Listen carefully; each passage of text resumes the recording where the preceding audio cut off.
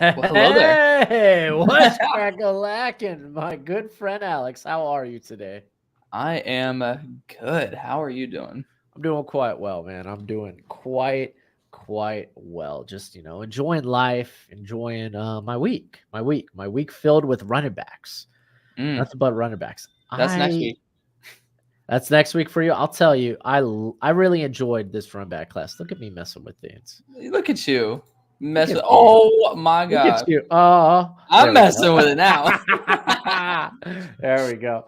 So yeah, no, we're gonna be here talking about a little summer scouting. I finally managed to get to the edge class last couple of days. Only a couple of players, but Alex, you've obviously went through it a little bit deeper than I. But hey, Doug. we are here to do that. Oh man, Eric already in the chat. What did the Rock buy now?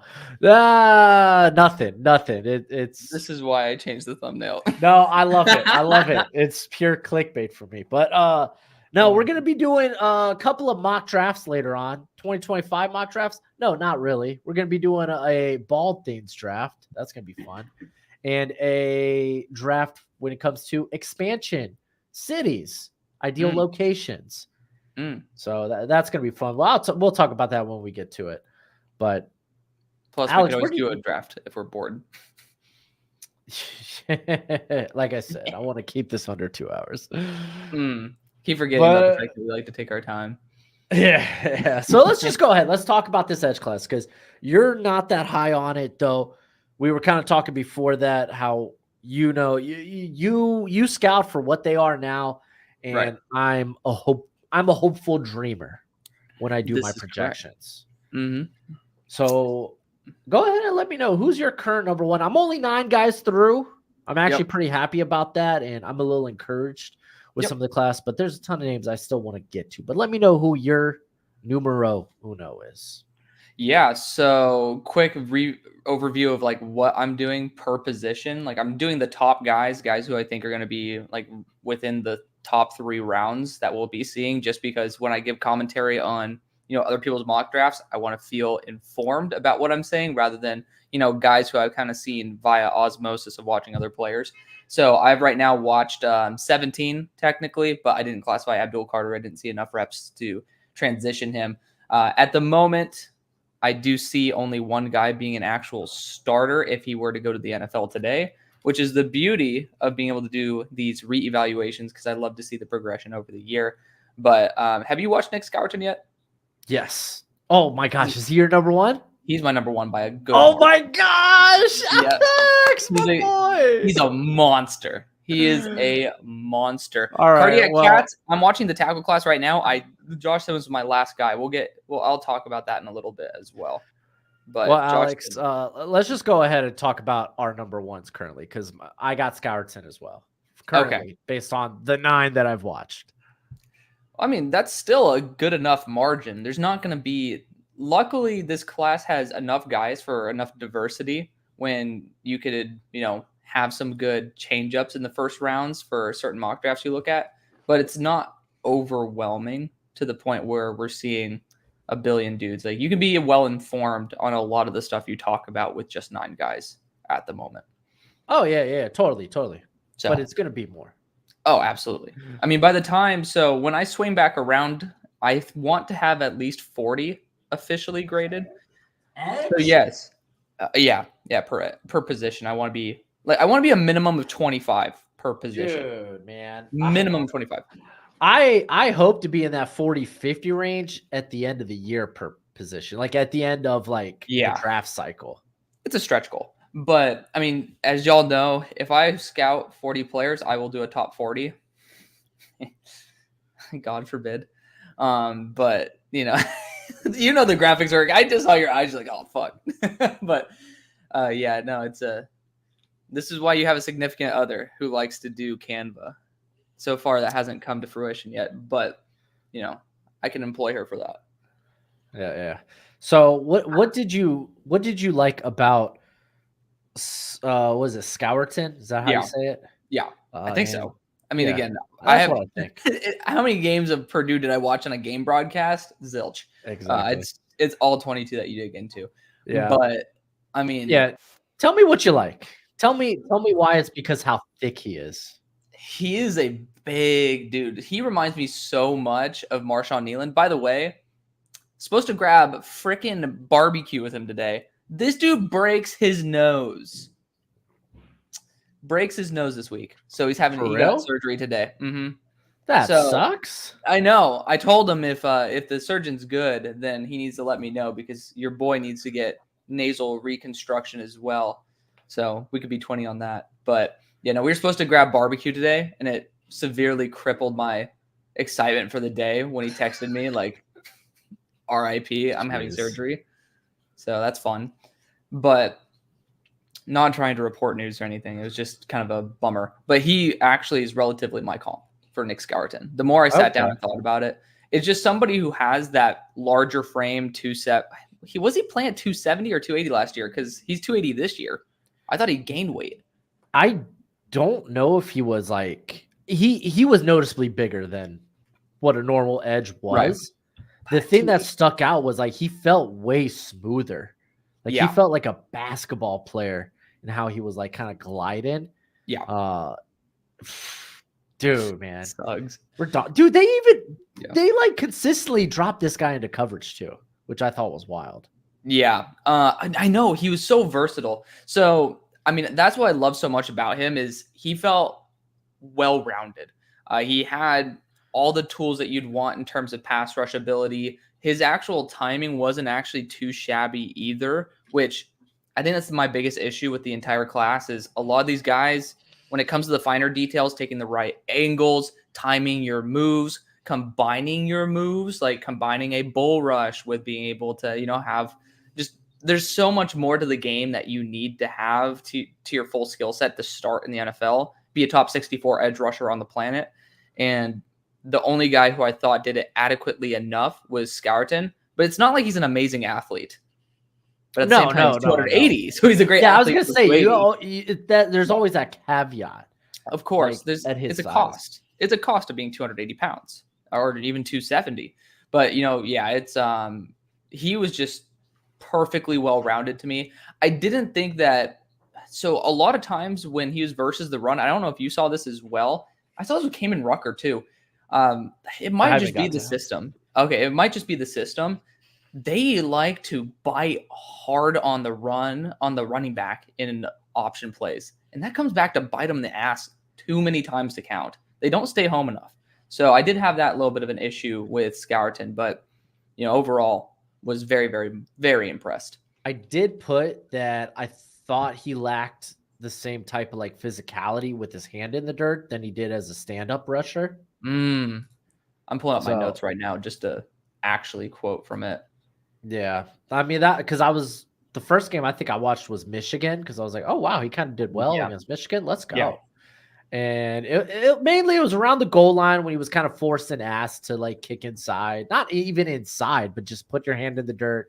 Could be playing like right over the tackle or right inside of the tackle. And I just thought he didn't have that what's the word? That stank that like he normally does. Cause like dude can finesse guys. He is sudden and he could be violent. Yeah. He can be violent. Does have a false step, but I don't really care about too much about that. There's certain players that I think abuse false steps way more. Yeah. Oh yeah. Have you watched Shamar Turner yet? The perfect example of the guy who abuses a false step. Who? Shamar Turner, the Texas A&M. Yeah. Okay. I was like, I don't remember that edge. I'm like, all right, that's my edge 4. Straight up. He probably will be an edge for me by the end of the year. I think we already had that conversation because I included him with my interiors, but he hardly was. He was always playing at edge. He was. And the thing is, he played so much like 265. Like, he didn't have the exact every down power of a 290-pound dude. Can you imagine that? 2 edge rushers, Scourton and Shamar Turner, at 280 and 290, and both can move like they're 260, 265. Incredible movement ability for their size. Yeah. It's going to be nuts. I mean, last year they also have who's the kid over at Ole Miss now? Oh, Walter Nolan. Yeah, Walter Nolan. I mean, he was what was he, 290 as well, and he was playing edge reps too. Yeah, was he 290? Yeah, he was probably 290. Now I just have 280 in my head.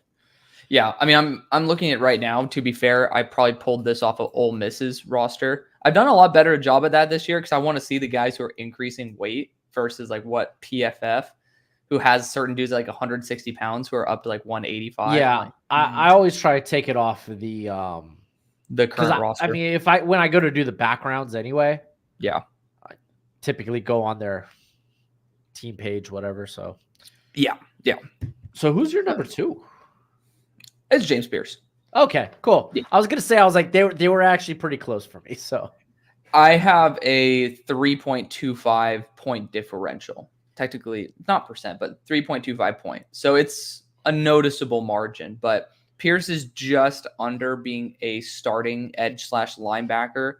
Basically, you know, I'm essentially just saying this guy should be solely on the boundary of the line of scrimmage, that is. But he's just under there being in the corner. Yeah, throw him out there. I mean, speaking of a guy who was a corner, you probably haven't watched him yet, David Bailey from Stanford. This dude's playing. No, he's on my list though. He plays a joker role a lot. So basically a slot / will linebacker role. And then he'll just play. I was going to say, you know what's the sucky thing for him though? Still at Stanford. That too. The dude is so unathletic for being 240 pounds. It's like he has the. If you just removed the size comparison, I think he has very similar movement skills to Scourton, but one is 40 pounds heavier. Yeah, it's kind of and one is a bit smoother. So actually, no, I lied. Scourton's a better athlete per my grading. At 40 pounds heavier. Anywho, James Pierce. I already have my soliloquy. You go. I was just gonna say how people, because I wasn't really in. I was less in the Dallas Turner basket last season. I feel like this is how people felt about Dallas Turner, which I mean he ends up being edge 2 off the board. I think that's what I'm feeling here when it comes to Pierce. Like, okay, he's stupid fast. He goes and gets after it. And to be fair, I mean, it's not even like I was low on Dallas Turner. I had him inside that top 15. Okay, yeah. I hated him. Dude sucked. Well, you know where I had him. You know me. I know you loved him. I mean, yeah, he was my number 4 player. I am as a confirmed blue chip on the way to being upwards of. He was right there grading wise with just below where I had Hutchinson. That's how much I loved him. Wow. Yeah. And I loved Hutchinson. So it's not shade at him. It's more so just how much I love Dallas Turner. Yeah. I mean, I think Pierce is going to test out very similar. And I mean, he's young enough. He's going to put on more weight. Like the guy legitimately looks thin. He is. I mean, he's 242 and he does look 242. Yeah. Compared to some of those other guys. I mean, to be fair, Tennessee does have a lot of guys who are not super large. There's not. I mean, you got Tyler Barron, but they put him at nose tackle at 260. They had Tyler Barron. Like, what the fuck's that? But yeah, it's Pierce to me. Talk about projection. That's like the prime example of somebody who just has not gotten the timing down. Like this dude will do these beautiful spin moves and he's all show, but not really actual production with the higher level translatable moves of the NFL. And like I posted a rep on my Twitter. He literally spun right into JC Latham's chest. It's like, okay, I'm not going to lie. Something I kept noticing was like, man, Latham really punked some of these 2025 guys. I know. I was like, whoa. Because I was literally like, what the hell is going on? Why is Latham looking like a generational player here? Yeah. It got to the point where I literally came out and apologized for being low on him when he was my offensive tackle too. Oh, I mean, I feel like I had him in the right spot. I mean, I thought he might be a guard transfer. I never liked that just because I don't like tall guards. Tall guards scare me. They make me think of Andreas Pete. See, this is what's actually irritating the living hell out of me because I want my my reports to pop up so I can tell you because You're killing me. Because I actually have one guy who's like 6'8", who I think should transfer to guard, and I just said like this, if he's gonna succeed, it would have to be an Andreas Pete role. Yeah, I'm not saying can't happen, but right, it's just not. It's not preferable, especially with the quarterback position getting smaller. There we go. Or shorter. True. Yeah. Well, to be honest, this quarterback class has gotten worse and worse for me the longer I've watched more and more quarterbacks. So RIP to that too. Well, it's not like those past classes have really produced. Yeah. I mean, honestly, going back, it's like, wow, I think the 2020 class might have been the best class thus far. I mean, let's not talk about that. Well, this past draft class might actually be something. Oh yeah, I'm hopeful. I'm pretty sure I typed Pete in here. Okay, there we go. It was for Riley Mallman from he is the Wisconsin. Was he the right tackle? Yeah. 6'8", 313. Like that dude, I literally think he should move to guard. Just not very great movement skills. Oh, okay, I see him. So again, haven't wrote anything down for these guys. These offensive line players. By the way, because there's certain tackles, because I like to be able to watch how players play against the same guy. Change or limit the amount of variables you change, increase the control of the variables. So that's why I watch the majority of these edge rushers versus JC Latham, and if possible versus Will Campbell as well. What I realized is that when you watch Will Campbell versus edge rushers that are not Dallas Turner, I gained a bit more faith. Like that's why I was just like, holy shit, did I underrate Dallas Turner? Because it's just when Dallas Turner turns it on, man, I don't know anybody else who has that type of ankle flexion to where you'll literally see Dallas Turner like this with a full long arm at like 34 and a half inches. And I don't know how many tackles could stop that. So, ended up continuing to rewatch games for Will Campbell, and he did a fantastic job. Still on the fringe, but compared to what I originally thought, significantly better. Yeah. I will say, like, looking at this class, like, the win rates are really good for some of these guys.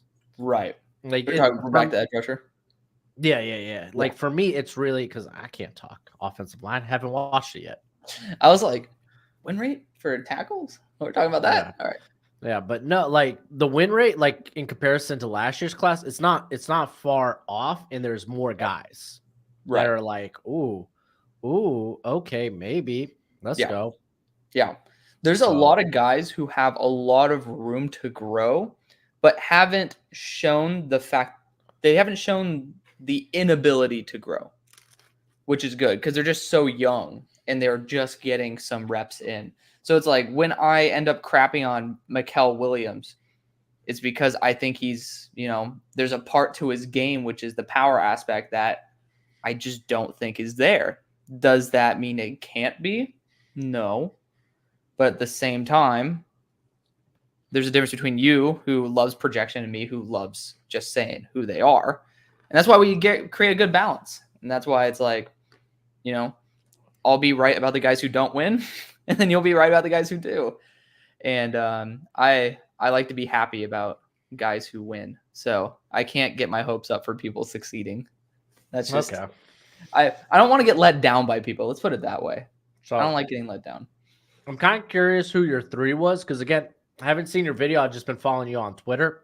Damn. With like who you've been watching. Oh, I'm sorry. I'm just joking. I don't have a lot of time to myself.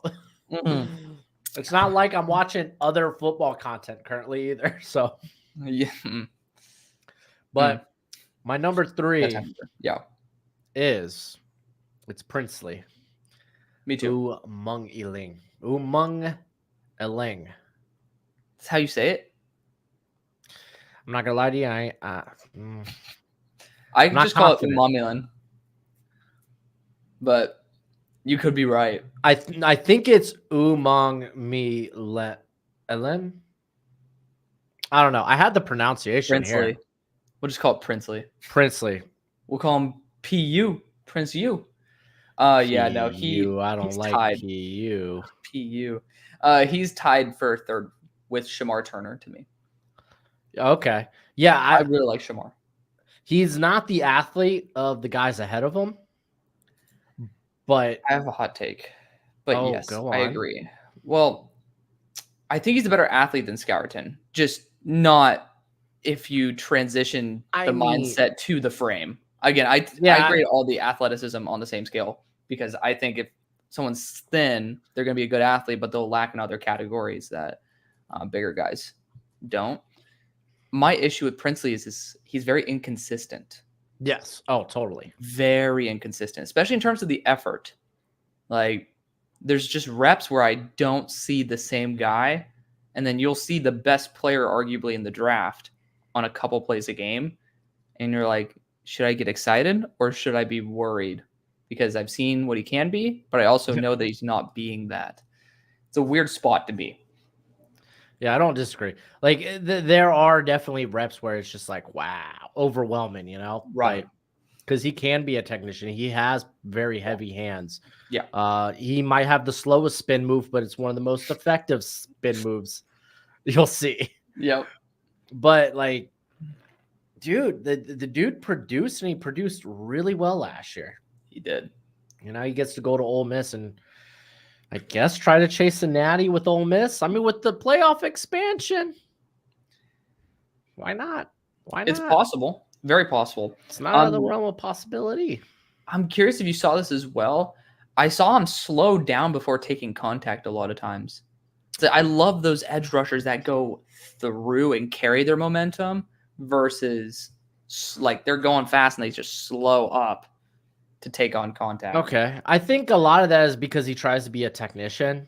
So he's trying to like set up his next move. But that's the intricate part of the game with more experience. That's where timing comes in, where you don't have to slow down. You just know. You just know.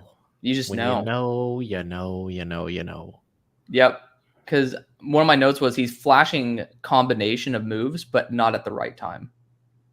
Okay. Yeah. I mean, one of the things I wish was, I mean, we need to see this more often from high school on. Measure these guys' arm lengths right away. I don't know why. It's not like their arms are going to change. Like, what the hell? And then, well, maybe not significantly. But like, if a dude has 33-inch arms, I doubt that he'd get more than 33 and a quarter with growing a little bit. Maybe 33 and a half. I don't know. But it's like, I'm looking at some of these players where it's like Ernest Green. This dude's getting out-lengthed by Dallas Turner. And I'm just like, well, he obviously doesn't have crazy arm length because he's looking like straight up like he can't even touch him. And then I find out apparently he has 35-inch arms. I'm like, what the hell? Like, this doesn't make any sense. So yeah, sometimes guys just play with low arms or they like to play closer to their chest. Can't do that. Can't do that. There's players who are good at range. Got to be able to hit them. That's true. That's true. But then there's also guys who are like, man, if I get aggressive at the point of attack, I'm going to get thrown on my face. They're just going to go, what the? Yeah. Yeah, there's certain players. I think it's a fine. There's a balance line. Yeah. Oh, man. Okay, so you have yet to get to the corners, though, right? No, yeah. I'm only 2 position groups deep, man. Damn. I really got stuck at running back. Like, so I watched 33 running backs. See, that's why I couldn't. This class might be different, but that's why I'm doing the top, just so I have a really good taste, and then I get excited when I find my depth guys because I'll have a reference when I'm watching the deeper players rather than feel fatigued at a position. It just helps me out too. Yeah, helps me survive. I'll tell you this: I think this class is the run back class. It's good enough to where like I didn't feel that fatigue when I was watching their film. Fuck for that. Yeah. There was a question that popped up earlier, by the way. Once you're done, I want to talk about it. But okay, so it was really that good to where it wasn't fatiguing. It's pretty tough for me because running backs, I like to get hooked to them. Just there's a certain point. Well, safeties especially. It's like when they don't have the opportunity to truly express themselves i.e., you just see him basically run into an offensive line that can't fucking block. It's just, it gets annoying. That's why it's like, damn. But I mean, it's good. It's good for me because I don't want to get bored.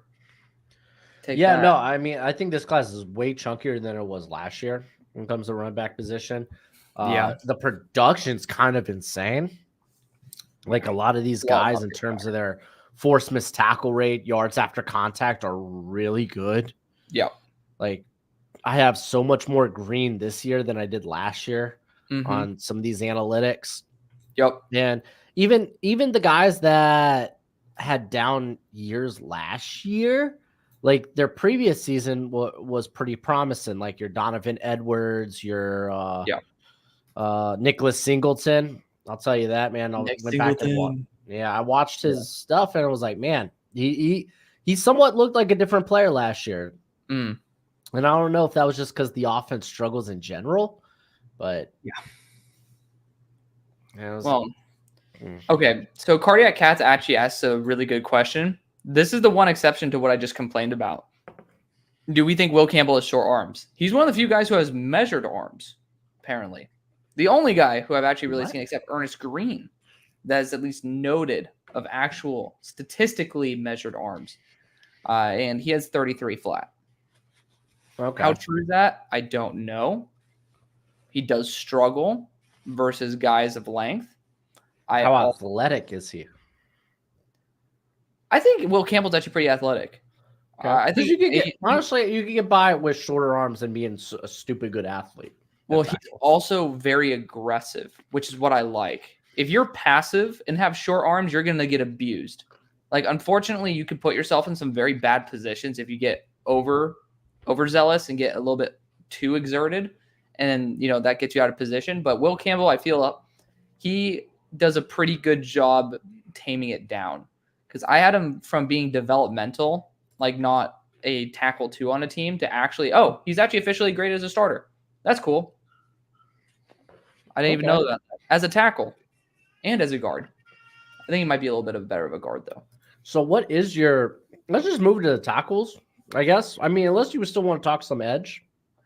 I do want to address one little thing, because people do ask me how I met Marshawn. I just commented during the during the combine that, his random stat was looking pretty damn awesome. And that was, I think, the 3-cone, or was it the shuttle? One of them, it was faster than one of the agility drills. Yeah, one of the agility drills, he had faster than Chop Robinson at, 15 pounds heavier than Chop. So I was like, why are we not talking about this? He ended up liking a comment, ended up following him, then just slid into the DMs and just chatted, and then came on the show. Cool guy. Then he got drafted to Dallas. Well, one of the things is I don't really check my Twitter DMs as much as I should. I'm sure that you might, like most people I know, have a tough time discussing stuff in DMs with people. I hate it. Yeah, it's just sometimes. Well, Twitter is very inconsistent at giving me notifications for my DMs, which is what really is the kick in the nuts, because I see people message me and I don't get to them for a week because I just don't see a notification. But I usually just give my phone number out, and certain guys use it, certain guys don't. He did, so we just kept in contact through text. When he got drafted to the Cowboys, since I'm in Dallas, made a little bit more sense for, I always congratulate the guys I know, and just stayed in touch that way. Cool dude, though. Sounds it. I loved him too. Yeah. Okay. Never slid in my DMs. Well, he didn't slide in my DMs. I slid into his DMs, and he ended up being responsive, which, if you guys have ever tried to slide into a player's DMs, it is very difficult to make them to have a response. So, can you imagine what their DMs look like? Precisely. So, us complaining, it's like, I can imagine how they are. So that's basically how. I mean, there's actually an interview I need to put up with Mekhi Muse. He actually transferred to Houston, but he was Georgia's receiver. But that's going to be something I probably transition into a YouTube short. But that's just a dude where I end up. It's just basically shouting guys out on Twitter that I end up liking, because I just don't care. I mean, if people look at that as clout chasing, you do your thing. I don't give a shit about clout. It's like I just prefer to be like, hey, I like this player because it's my job to tell people who I like. So it is my divine right and responsibility. Exactly. So there you go. There's the secret to sliding into people's DMs successfully. If they like your tweet, there's a much higher chance that they'll end up responding to you. So usually, we'll see. We'll see. Like my tweets. Okay. It's before relatively low I was gonna say before we get out of this edge class, yeah. I want to hear out some of the other guys that maybe we both may have watched. Okay. My number 4 was Jack Sawyer. He's my lowest graded edge rusher. Really? Yeah. I feel like he is probably one of the safer options in this class. I felt like he would have been right up your alley because I almost feel like no projection is required for him. He is what he is. I will say this as a positive note. He was better than my grade last time. Because he was still my lowest graded edge rusher last time. I think he's very unrefined. He's a good run defender. So you can get somebody who can play the early downs. But I think he's pretty poor as a pass rusher overall. I think he's very average for a college prospect. Not very many moves there. Timing's off. Angles are off. And his overall processing of the game is just, I'm not a fan of it. But, I've just been very low on him since the beginning. But I'm hoping to be proven wrong. A lot of people love him. That's one of the guys who I'm just lower on than everybody else. So my take is going to be significantly lower than the average. Okay. Yeah, I just think with him, the only real gripe I really had with his game was I don't think he's got long arms. He uses his shoulder a lot. Yeah, and I feel like he's constantly having to reach at the point of attack because there were a few times where he would go to reach and the guys would just kind of throw him down on his face. Yeah. And not saying that happens all the time, but I was like, okay, when you're reaching at the point of attack, it's probably because you got to. Yeah. So I did pull up my notes on him. So for my negatives, he uses his shoulder to initiate contact way too often, not his actual arms. Not a great sign when the NFL, the offensive line. Maybe he is using his arms. They're just. I did have poor length usage in here. This is my strong hand. Yeah. He does kind of have T-Rex arms. But he's not very bendy. Another guy who slows down and braces for contact. He is not bendy whatsoever. Yeah. You can't do that. You got to be able to you can't brace for contact because the offense works way too fast. If you're slowing down, they're getting past you. Doesn't have any bend. Sam Hubbard 2.0. That's actually a good shout out. That's in the comment. That's not a pretty big stretch in my mind. But if he's your number 4 edge rusher, I can see it. I was like, I think Sam Hubbard was pretty awesome. I thought he was kind of just a tick above mid. I was never. I didn't grade him back then, so to be fair, I'm talking about what he is now in the NFL. Okay, yeah, just a tick above mid. Mid. I think that's the floor for Sawyer. I think I think you're stout, you're physical, you got a decent first step. I'm in. I say a lot of positive athletic flashes. So yeah, first step. I mean, I hope so. He was playing off-ball linebacker back in 2022 at some points. Yeah. But my biggest negative for him is the fact that he is on the ground a lot. He has some big balance concerns for me. Okay. I think it's because of the arms. Well, I mean, it was also him just falling, but yes, I mean, it could be the fact that his direct arms just kind of got. He didn't have his arms to catch him. Yeah. So who's your number 4 then? It was Shamar Turner, but okay, we could skip to 5 then. Yeah, that's Kamen Rucker. So okay, I haven't checked him out. Tell me about him. I'm excited. So he's somebody really good. He had a really good win rate last year. He is a very, very solid pass rusher. One of the issues I had with him is I gave him my very coveted kamikaze note. It's a very big negative for me he goes pretty much, he sees red, he goes blind, and he just doesn't know. Like, he just dives down the line of scrimmage. He doesn't stay home. What I was talking about earlier. Basically, he doesn't give a crap if the guy has the ball. He locks in on target and just goes at him. But I love the fact he's very physical. I give him the Punisher grade as well. He does have those moments where he can go from a bull rush to a rip, which is a beautiful combination because you get them on their heels and then they can't actually, be able to respond to your athletic moves. So I do love that about him. And, he has the hand fighting and the bend necessary, but a little bit of inconsistency there. I mean, I still think that he is a very solid pass rusher. It's just very well balanced, if I'm going to be completely honest. He's graded very similarly to James Pierce in the majority of categories. Looking at where he might have scored a little bit worse, nowhere. He's just really solid. I don't know if he's going to be a guy who I'd trust to be a day one edge rusher for me, but he's right there. I think he'd easily be in a rotation if he ended up going to the NFL this year. But, overall, I think that, he's shown a ton of potential, maybe needs to get a little bit more consistent. And, I'm all here for it. He's a good player. Really good player. Okay. Yeah. He will be one of the guys I want to, or am going to watch before I kind of tie a bow on this class and jump to, I'll probably do offensive line since you're already there. I'll probably be my next. Yeah, because then we could talk about O-line and we could talk about running back next week too. Oh, yeah. There we go, dude. Yep. I like that.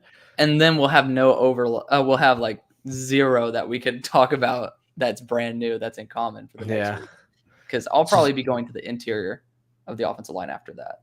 Okay. So on a side note, my number 5 is, it's not Gillette, apparently.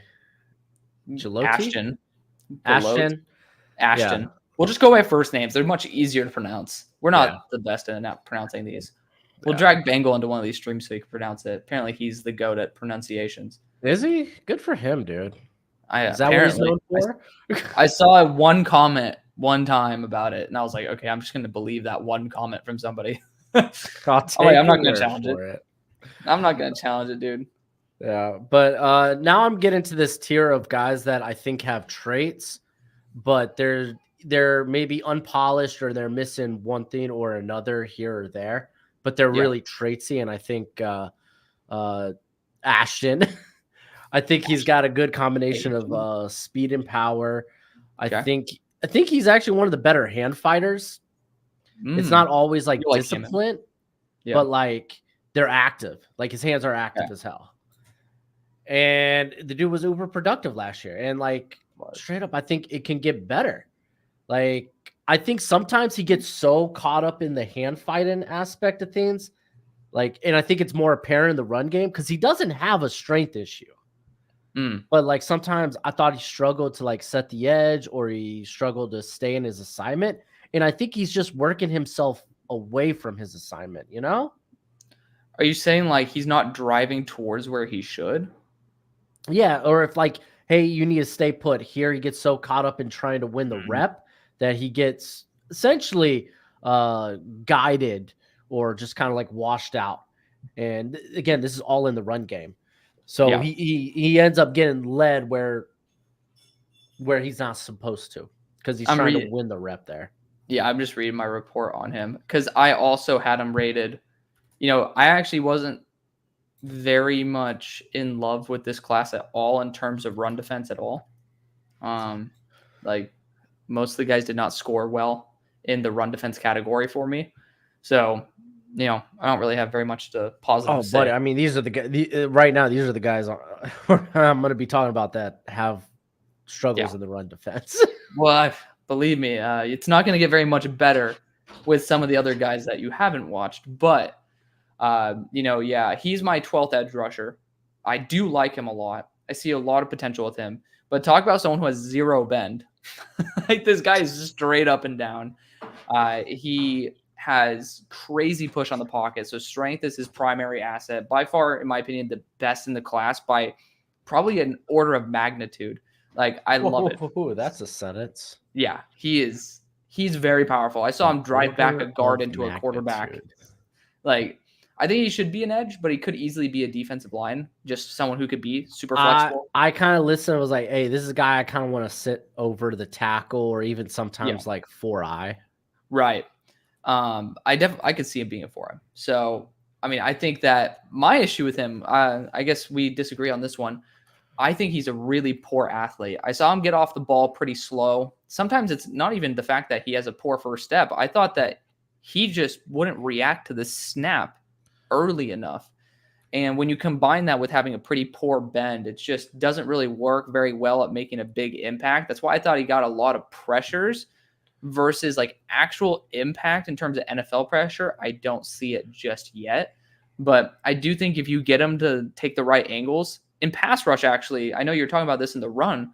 I thought that he was taking pretty poor angles, and he would basically be driving north-south when I think he could have done a great job pushing the tackle in, a little bit maybe northwest. Like, I think he could push him a little bit more towards the quarterback, and there's a weird system there at Louisville. I think he could certainly be someone who improves drastically, not statistically, but when you see him on the field. But somebody who I think overall, he's someone who I really do. I like his game. It's just somebody who statistically is not going to be performing too well for me because he's not an eye-popping athlete. Okay. So who's your number 6 then? Because Rucker was your number 5. Yeah. JT Tuimoloau, surprisingly. Hey! All right, do you have him at 6 too? I feel like that's a range. I have him at 7, but it's close. So, me, the JT Tuimoloau hater from last year. I mean, he's somebody who's gotten better every single year. That's something I really do like about him. He's progressed every year. Just hasn't fully gotten there. Another guy who takes pretty poor angles, and I think that's what, when you see him actually click, like when you see the little finer details click, that's when he becomes the most effective. But we were talking about this last year coming into this past season. Like, he is kind of a one-trick pony in terms of the spin move. He just loves that spin move and drives me crazy. It's a good spin move. It's a good spin move, but it's just like, it's not like he was David Ajabo with the spin move. It's not that effective. You just have to get the right tackle, and then it will be. And you don't have that many tackles in the NFL that would be the right tackle compared to college. So I did think that he got moved a little bit too much in the run game. I wanted to be a lot more assertive, and he actually graded out as one of my more mid to lower end run defenders, especially for the size. I was very let down by that. But he's a solid athlete, nothing that's eye-popping to me. Ben still needs to really get there. But, adequate in pretty much every category except for run defense, because I think he just needs to be a bit more assertive. Okay. I'm basically along the same lines with Tuimoloau. I think for his size, he's a pretty darn good athlete. I think he's got decent burst. Yep. I think that there's some strength there. Obviously, I think he plays relatively low. Mm-hmm. Gets good leverage, but again, he's just kind of a mixed bag in terms of consistency. Yep. Just even as a block shedder, just doesn't consistently get off. Like, there's just too many peaks and valleys when it comes to his plays. Right. So, a little too inconsistent, I would say. Yes. So my number 7 ends up being Mikel Williams. Your number 7 or 6? My number 6. Yeah, I messed up. My number 6. Because again, this is the portion where it's like, okay, I think these guys have tools and whatnot, and Williams has the tools, dude. He does. Length. I think he's got some good speed. Like, his length, he is long. Yeah. Oh, golly gee. It's just like he was used all over the line, and I didn't love that. Mm-hmm. It was kind of wonky. I don't know if they had injuries last year. I know they had injuries in the linebacker core, but like, I don't know. It was kind of a mixed bag. I think he doesn't have many like pass rush moves in his toolbox per se. Like, I guess like when it comes to like counters and whatnot, secondary moves. Cause like I felt like his pass rushes fizzled out a lot after his initial push. Okay. And there would be times where like I don't want to say like bull in a china shop, but like he would just consistently get ridden past the quarterback. Yeah. So like, yeah, maybe that, but like at his size, what is he like 6'5", 265? He's got Yeah. NFL size. That's a great build. I actually think he does have a good power element to his game. It just gets exposed a little bit when he kicks inside. Mm-hmm. And they just didn't. They didn't use him enough to be that penetrator when they did kick him inside. So then he would just get ran over, Mm-hmm. So especially by double teams. yeah, I mean, the thing is, if you take all prior knowledge of what Mikael Williams is out of the table, like just out of your mind, you will think that he's 240 pounds. He moves like he's 240. He plays with the strength of a 240 pounder. I have it in my notes that says, I've never seen someone with so much potential get absolutely stonewalled so often. There were a lot of reps where he would just give up because he was not going to win. And that's not because he has a poor motor. I ended up saying like he has a crazy motor. Like he does. It's just, I think he's very self-aware of the fact that he just was outmatched. And that's because he's so young. I mean, he ended up popping off to me in the All-American Bowl. That's why I've known about him for a hot minute now. But he has great length.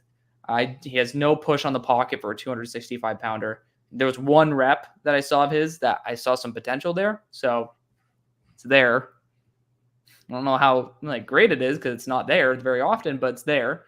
I think his feet need to be a little bit more active. I did see them kind of be a little bit more on the slow side. I like some of these edge rushers especially when they get stopped, end up driving your feet a little bit quicker because it's going to be a little bit. I think regardless of position, guys that drive their feet through contact, I think translates no matter what.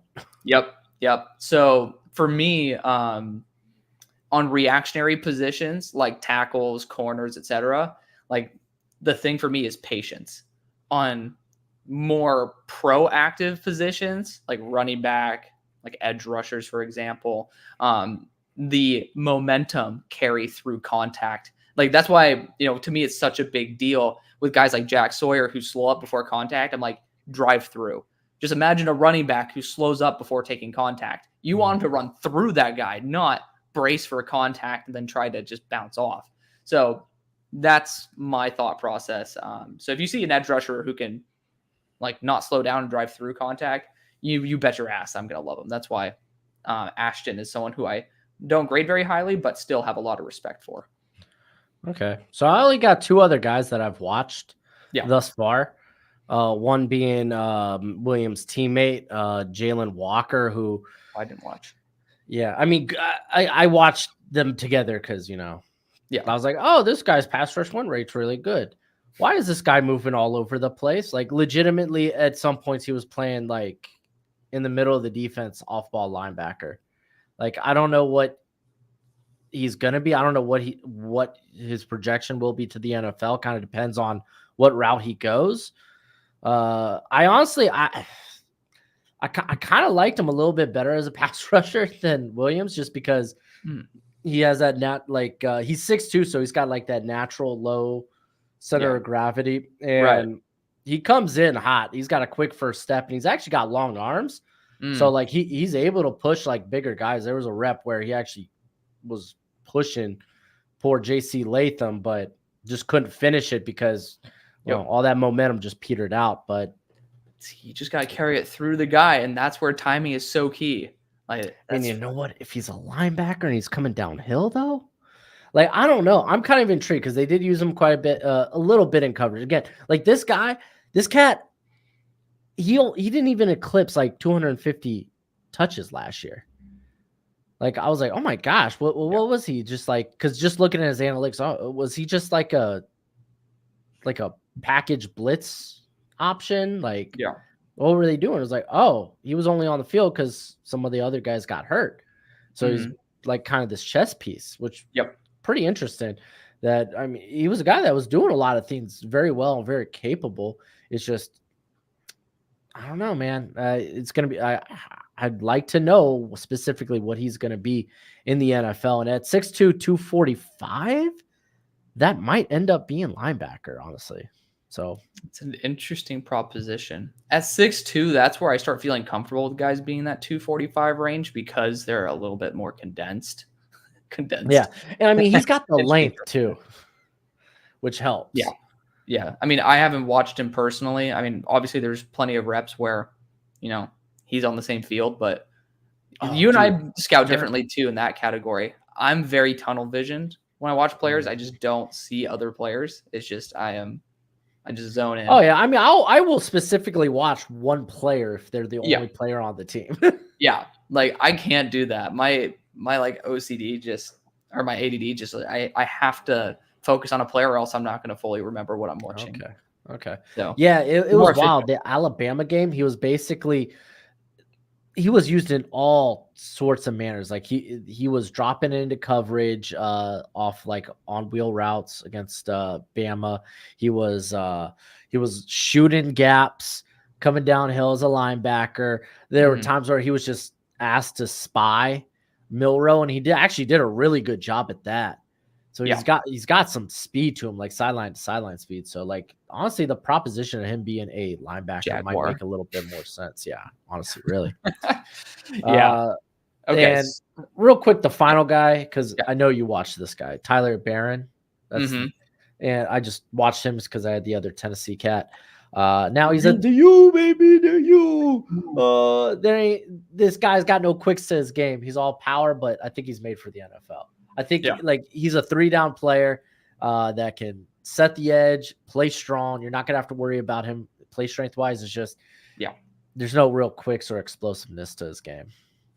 You don't think so? I don't think so. Interesting. Unless he wasn't timing like, and I don't think it was an anticipation thing with him. I just honestly think that he's just not on that level in terms of athleticism compared to the other guys that I've watched. See, I will push back on that. I don't have him like in the top tier. Yeah, I mean, I got a 4th round grade on him right now, which is basically fringe 3rd. But I was like, okay, let's wait and see who else is in this class, and then maybe I'll bump him up. See, right now, that's what I'm debating. Like right now, how I change I don't actually change my grading scale every year. I change the way I interpret my grading scale. Sometimes I change my grading scale. You know that.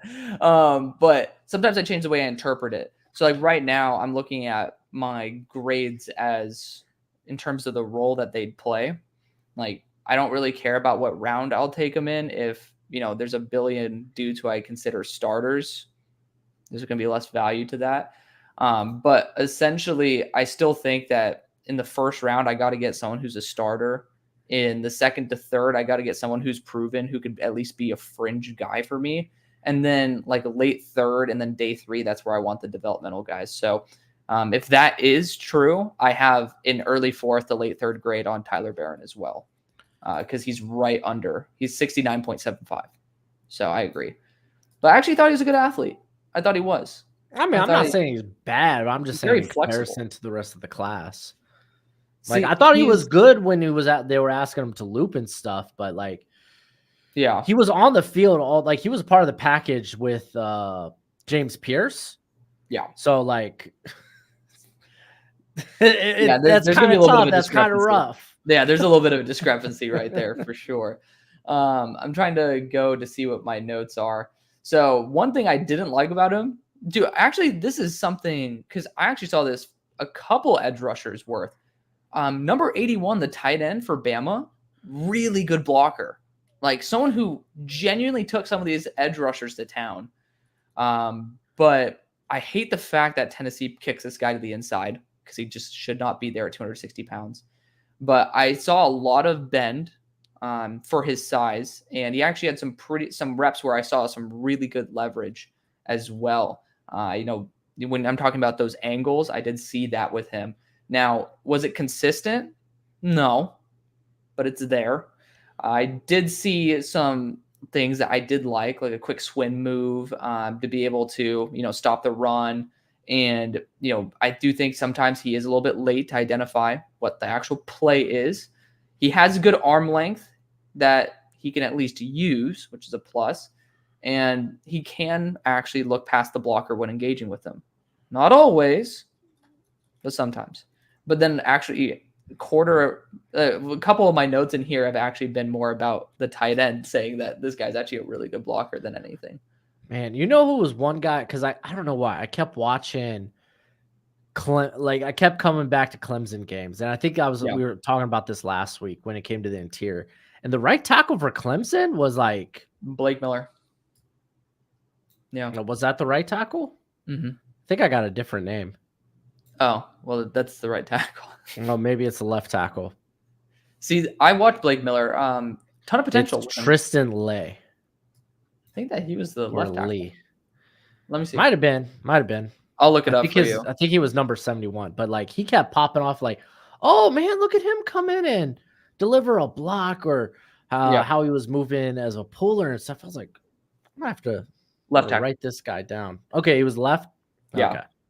He had some struggle bus games, but he also had some really good ones too. Yeah, I went back when I saw his analytics. I was like, man, 24 well, past year. When I go back and actually like watch him, particularly, I'm gonna be intrigued. But he popped off a little bit for me every time. He's top edge rusher, because I saw quite a few of these tackles have some pretty high pressure rates versus Kentucky, but where we watch all 22 is not many games where they have versus Kentucky, especially for some of these guys. But who was an edge rusher in Kentucky? Because genuinely speaking, JJ Weaver, but he's more of like a jack linebacker. Yeah. JJ Weaver, I remember I think he lurked somebody in like the red zone a couple years ago, and that was the first time I ever saw him. I'm like, who the hell is this guy? And people have been talking about him since. Not that he's done much since, but they just been talking. Not talking good or bad, just talking. But yeah, Lee versus Kentucky, 7 pressures allowed. The final game of the year, bowl game. True. And it's just like, I've seen that for quite a lot of guys. Actually, I need to watch this guy before I do my tackle video. Armand Membu. Talk about Jack Sawyer. He actually had 7 pressures versus Membu. But that's the Missouri right tackle who I want to watch. I really wish that Mock Draft Database had a better consensus board, because that just helps out too much. Oh, absolutely. And for you guys who are commenting, I'm actually starring a lot of the comments that we're going to be talking to. So feel free to continue commenting. We will be getting to these as well. But yeah, we are finishing off the edge rushing class. So who is you watched Tyler Barron last? So guys who I think that you will like. Okay, so if you like Mikael Williams, I think Patrick Payton's possibly a better version of him. Just lighter. Okay. Now he's 255, but they have the same play style. More explosion, flashy, projectable. Because I will say, like, before I go into it, I rank these guys based on their like win rates and stuff, and his wasn't one that popped off. Right. And you'll see this is another guy who's a master of the bullshit fake step. Like, he's a false step god. He, Shamar Turner should be best friends. But, that's someone who I could totally see you liking. David Bailey is somebody who he's going to be super interesting, because there's going to be a lot of reps where he's randomly playing in the slot, but then he'll play just a pure edge rusher. You're like, what the hell? But underwhelming in terms of his overall athleticism, but I really did like how well he processed the game. He does not get faked out very often. I think he did one time when I was watching him, and it ended up being a touchdown, so RIP to that. But, overall, someone who really does have a good head on his shoulders. Stanford usually tends to target guys like that. Then Danny Dennis Sutton, really intriguing player, really intriguing. I thought he was one of those guys that I was very surprised about how inefficient he was, or how inconsistent he was. I got excited on his good reps, but they were few and far between. And I think that could easily change when he's actually on the field more often. But I watched specifically the games where he had 50 plus reps, so he would have more time. And I thought it was a little bit underwhelming. I thought he was 240 pounds. I was about to say he's a worse version of Adiza Isaac.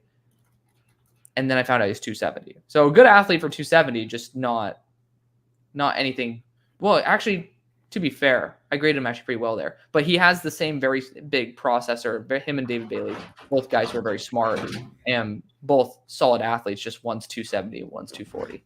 So there's the big difference right there. We have some good questions though. I know Kyle asked about our favorite pizza chain, but I want to save that for when we're doing the like mock drafts for shit that's not normal. But we have some other ones that I've starred here. Since we're on the topic of defenders, and I might as well just pop in right now since I'm on my monologue mode. So my boy Devin Witherspoon here, much love, brother. He says, remember on a draft stream you said Terrian is better than Will. We know the answer now because I have Will Johnson graded above Terrian. But is it Terrian or Ben Johnson? And I have Terrian in a league above Ben Johnson, but I still have, or not Ben Johnson, Ben Morrison. Yeah. But Ben Morrison to me is still a blue chip corner. I think he could be a corner one on a team right now. It's just, I thought Terrian was, I think 3.25 points below where I have Will Johnson. And I have Will Johnson as a generational player. So Terrian is within a degree of magnitude of being a generational player, in my opinion. And those are guys who I'll see once every 5 to 10 years, like, a generation, a full, contract of a first round player. So Will Johnson's special. Terrian, I thought was special. And then Ben Morrison is really damn good. I think he'd compete with most of the guys who I really liked in last year's class. He'd be on the same tier as Quinion Mitchell to me. Okay. Cool. I'm going to be curious when you dive into corners. You know how passionate I am about corners. I'm excited about corners. I typically save corners for last because it's like dessert for me. Corners and wide receivers I like to save till last. Not all of us are perfect, man. I can't help it. Oh, I'm getting flamed by Tat McMillan. I just can't wait till the regular season when people are going to start talking about him the same way they talked about Keon Coleman. But I think Keon Coleman was far more diverse of a weapon than what people gave him credit for. I think Tat McMillan is what people at the end were saying Keon Coleman was. Yeah, man. Now I'm really curious about this wide receiver class. Very big letdown. I mean, it sucks that it has to follow, this past class, but I think it's a good thing though, because at least the teams that need wide receiver probably got one. I'm trying to be positive. Dolphins drafted 2 slots. Yeah, there's not very many good ones in this class. To be fair, Andrew Armstrong, good speed, 6'4", 200. Let's see. I think he could work on the Dolphins. Yeah, who's wide receiver one? I have no idea. Wide receiver one? Oh. I was just reading the last comment. Yeah. I haven't got to the class yet. Deion Burks, baby. I was going to guess Luther Burden, but I don't know. If he ends up actually playing 100% every rep, probably could be there. He just doesn't. I hate to say it. He has a pretty mediocre motor. But anyways, I think we had a couple more questions. Yeah. Let's go through some of the start comments and then we'll get to our mock draft. You could. Oh, okay. We're actually talking about edge rushers right now. This is a defensive line guy. One of your top dogs in the class is David Van, says Fifth Down Sports. David Van's a fun one. He is Christian Haynes. It was his kryptonite. I think Christian Haynes only allowed like a handful of pressures, and I think half of them were to David Van. So that's interesting. I'm going to look this up right now. His brother plays for North Carolina State too? Which, David Van or Christian Haynes? Van. Well, that's cool. What position? Right? I didn't see the position. I assume it's along the trenches if he's anything like his brother. Fair. Okay. James Madison ended up tearing him apart, but Christian Haynes actually had significantly more pressures allowed this year. He had 3 all of last year and then 12 this year. 5 of those being against James Madison. So RIP to that. But apparently, I think it was 4 out of 5 from the start of 2022 season up to the first game of last year's season, it was David Van. So 80% in, what was that, like a 13 game span? So pretty awesome. Pretty awesome by him. He's just very, I would say very inefficient overall. I think he needs to work a little bit on that. He takes advantage of guys with really poor anchors. It's good. Like Christian Haynes. Yeah, Christian Haynes is a beast. He just ended up falling for me because his anchor was Garbo. Needs to work on that, but he's going to be a baller on the Seahawks. I already know it. Okay, so we can finally unstar that. Ended up talking about Terrian and Will. There we go. One. If the Bengals trade T. Higgins, will it be midseason or will it be something else? Well, you could franchise a player 2 years in a row, right? Does it get more? It gets way more. It gets more expensive, but I mean, they could still franchise them and then trade them during the off season. He didn't sign it though, so I don't think so. Yeah, but I mean, they all eventually sign unless you're Le'Veon Bell, and we saw what happened to his career after that. That is a running back, though. It is a running back. It is a different story. Yeah. I think they should do it by midseason because then you don't have to deal with more drama, more BS, and then maybe you can end up getting a player at a key position. Maybe you get an injury, and then you can flip T for somebody of that caliber. But if they do, feels like that would be what they do. So essentially fill a gap with a really good player and good value.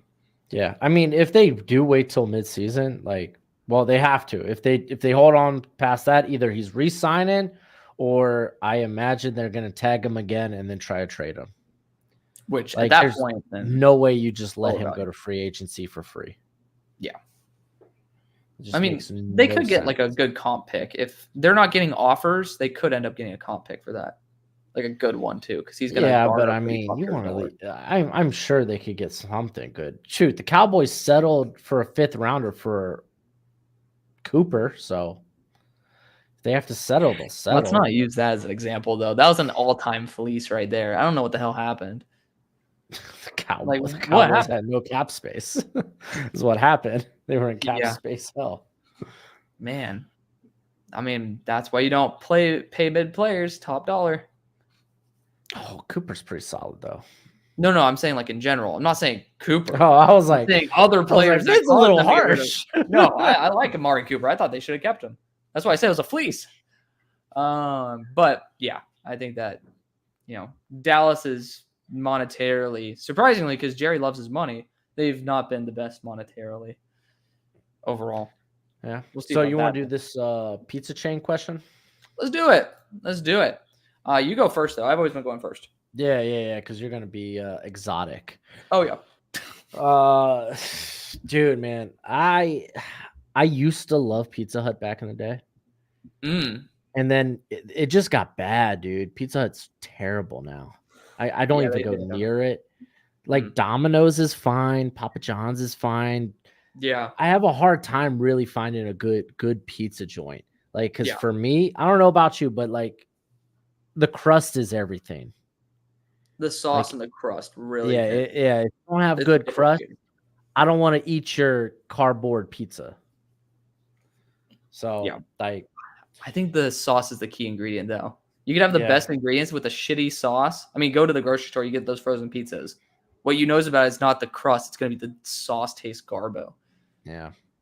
But yeah, there's one place out here that's pretty good called Magpies. Is that it? And it was pretty solid. I was pleasantly surprised.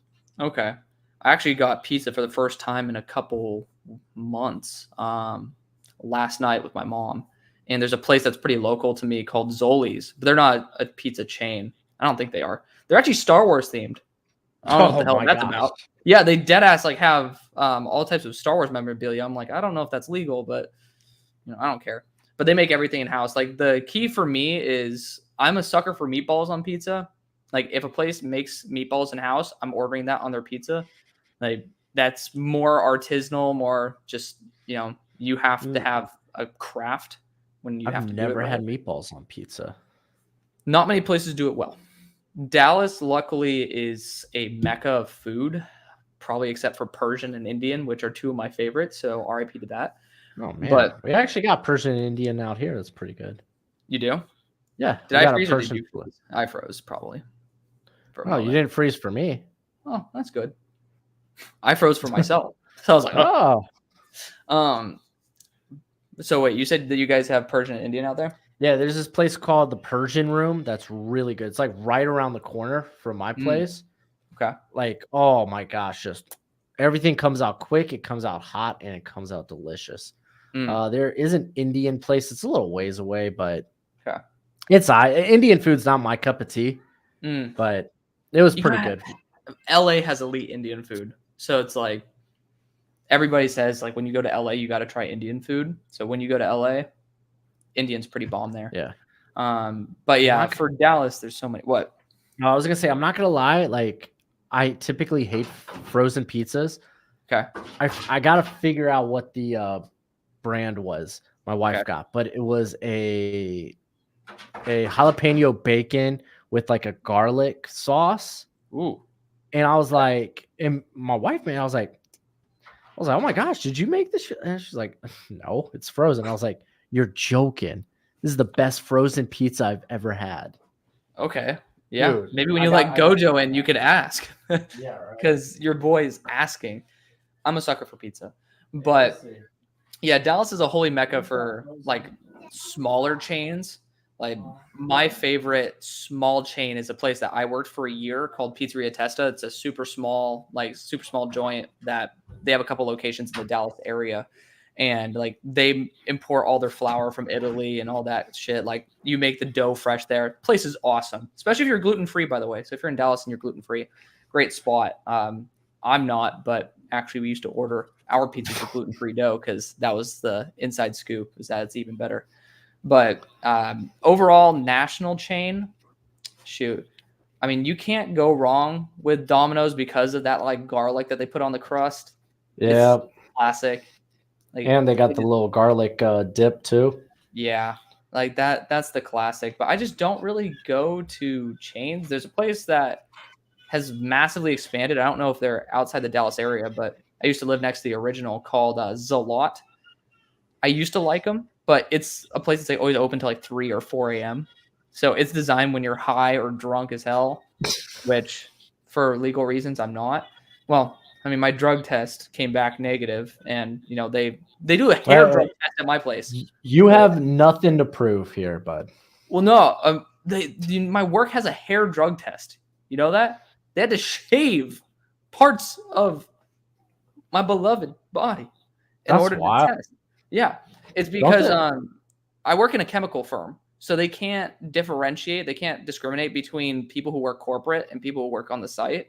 So they have to use the same quality of test for somebody who works corporate as someone who's around extremely dangerous chemicals. So they have to go back like 5 years, and hair test is the best way to be able to see all the bad stuff. So I got hired, and I don't really do shit, but it's a place where if you're sloshed, you just want to order a pizza, it's like 2 a.m.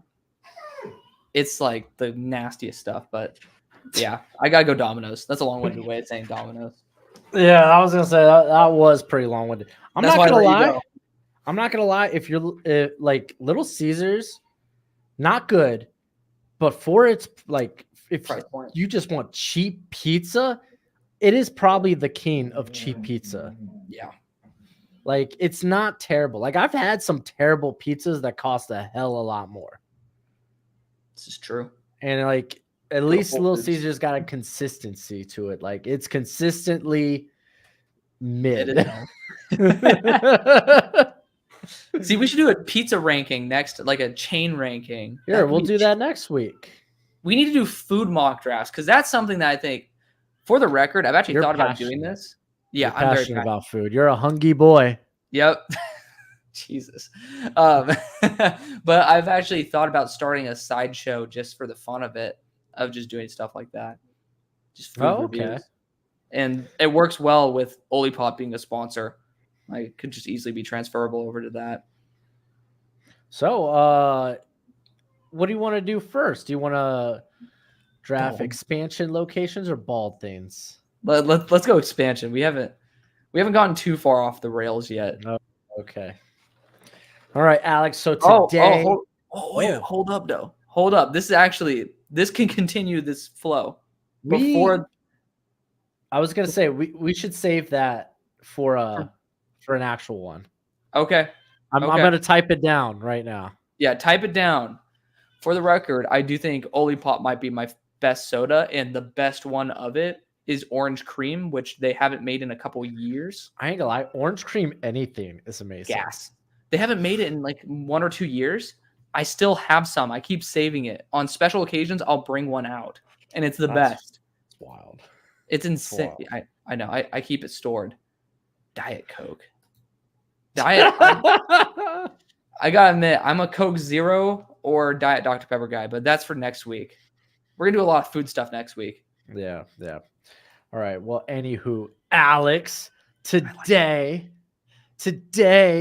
we're gonna be doing a mock draft, but not any other mock draft. We're gonna be drafting locations for the next expansion franchise. What are the best locations, best cities for the next NFL team to be in? So we're going to make 6 selections here like we did last week.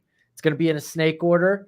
So if I get 1, I go 1, you go 2, 3, I go 4, 5. Yep. So let me ask, do you want 1 or do you want 2? I think I'm going to go 2. I need a little bit of time to think. All right.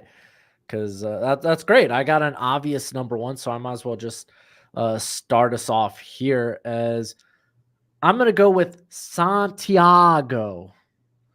We're going back. We're returning. San Diego. Yeah, San Diego was a great football city. Unfortunately, the fans didn't turn out too much for those games. Yeah. But I would love to see a team back in Santiago. As if you don't know, I learned what Santiago actually means. If you've watched Anchorman, you would know as well. What does it mean? Go watch Anchorman. But San Diego is going to be my first pick. Damn. Okay. I mean, you got me all excited for no reason. So just to clarify, just Google it. I might do that after my selections, but these are cities that don't have a team right now. That currently don't have a team. They can't so you can't add a second team. That's right. That's why I went with San Diego. Because I would have gone with Dallas right away. Because I think we can definitely handle it. I get it. You're a mark for Dallas. I am a mark for Dallas.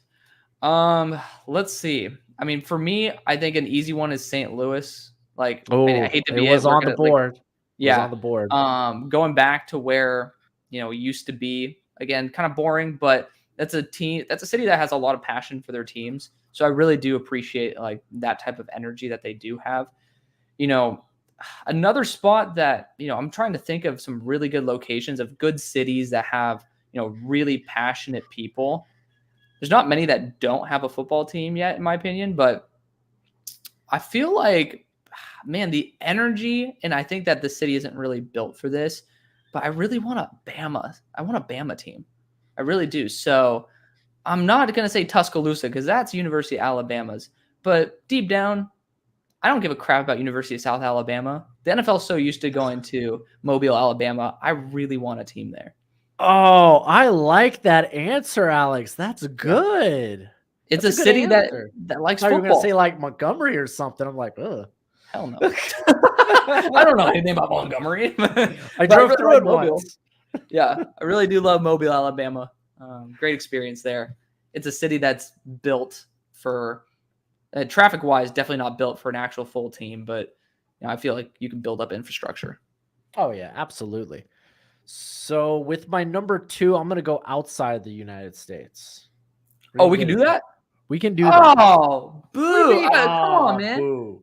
You didn't tell me that part of the rules. Oh, do you want to take back Mobile? No, because I really like Mobile, but okay. I'm going to go with London.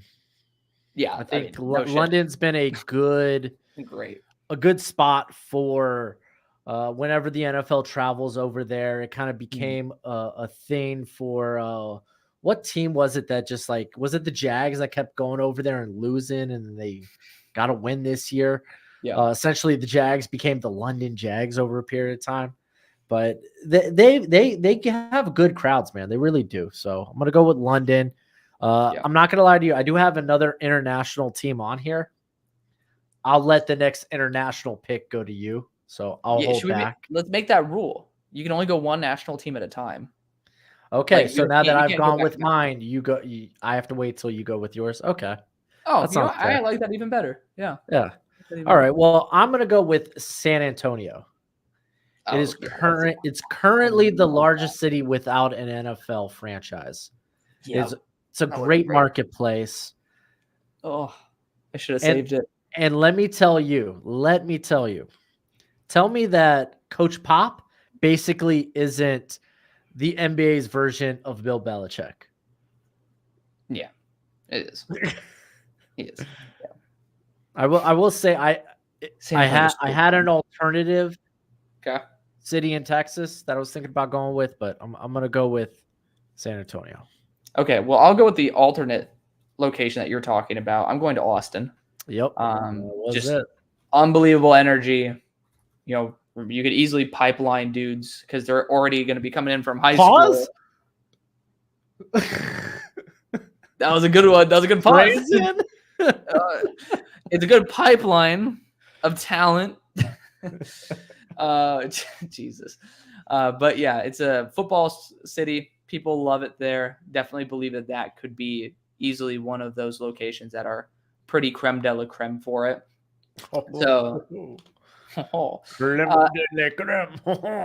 See, one of the other places, maybe a little to Paris. Oh no, we are not going to go to Paris. That would be a pretty cool one, but I don't think those snooty ass the Paris cheeseheads. Oh, no. Screw them Green Bay Packers. See, the Green Bay Packers would be loved there, cheeseheads. That's right. But of course, we're talking about cheddar cheese. These guys are all about like their brie and shit. But I mean, well, hey, the French love stinky cheese, and there is no cheese that stinks the most than the Green Bay Packers. You're gonna clip that one. I can guarantee you that one. Fins up. Yeah, there you go. That's an intro clip right there. Okay, so yeah, Austin, Texas, and then I am actually going. You know what? I'm going to go all the way to the beautiful country, my favorite country on earth. That's not the U.S., Switzerland. I'm going to go to Zurich. What? Yeah, German. So it's German side because we all know there's German. Germans love the game. They had that beautiful exhibition game in Germany. But Switzerland, it's a great destination. That city is definitely built to handle a large capacity of people. So it's not going to be like Mobile, Alabama, where it's going to be like 10-hour traffics. But it's just a city that has a ton of energy. It's very working class, so people can actually afford to go to the games too, which is awesome. But it's a great destination. People go there for vacation all the time, and I can guarantee you they would love to go watch a football game there. Yeah, I'm not gonna lie to you, Alex. I had to Google it. Zurich? It looks beautiful. I am uncultured. I have never heard of this. To be fair, I have one experience in Zurich, and it's at 3 a.m. on a train trip back from a city called Interlaken. If you've been to Switzerland, you know exactly what that is. It is gorgeous. Highest point in Switzerland. But yeah, had to get held up there at their train station till 3 a.m. trying to get back home. Talk about a fun experience. My goodness. Golly. I had to sleep in a Burger King in there. So if you go to that Burger King, I was there. So, this is me being, ignorant. Okay. Are the portions in other countries a lot smaller than what we have here? I wouldn't say, though. I wouldn't say, like, significantly. No. I've read that, so I was curious. I can guarantee you that maybe it's not as massive on a consistent basis, but when you go to restaurants that you want to eat at that aren't known for quantity of food, but are just actually known for being a place that you want to go to because you like the food. I mean, I wasn't underwhelmed by many things. I mean, you go to a place and you order lasagna, you get a sheet of lasagna that is relatively the same size here as it was over there in Italy. So yeah, I felt like it was relatively solid. If you go to the bougie restaurants, of course, they're going to skimp you out on portion sizes. That's what they do. But I didn't have the budget for that. But it's expensive over there. It is expensive. All right. Like it is here now. So thus far, I have taken Santiago, London, San Antonio, and San I'm gonna. Antonio's so good. Well, That's my favorite city in Texas. It just gets better. I'm gonna go ahead and I'm gonna take Oklahoma City. They currently have an already NBA franchise in the Thunder. They've been a good fan base. And I think, dude, the Oklahoma Sooner fans are nutty. Great fan base. They deserve an NFL team. So I'm going to get them one with Oklahoma City. I like that. I like that pick too. Thank you. All right. Now that you've went international, I'm going to choose to go international as well. Okay. And I'm going to go with Montreal, and I'm going to return the Expos, but now in the NFL. I like Canadian team. Right? Fun fact also in the CFL, Montreal just won the Grey Cup. So, hey, maybe it's a football city. It's a football city now. We got the Great White North now up in this draft. I like it. Okay, so for me, I'm going to go to Canada as well then. I'm going to go to Vancouver. Oh, tons of energy. You're going to bring back the Grizzlies?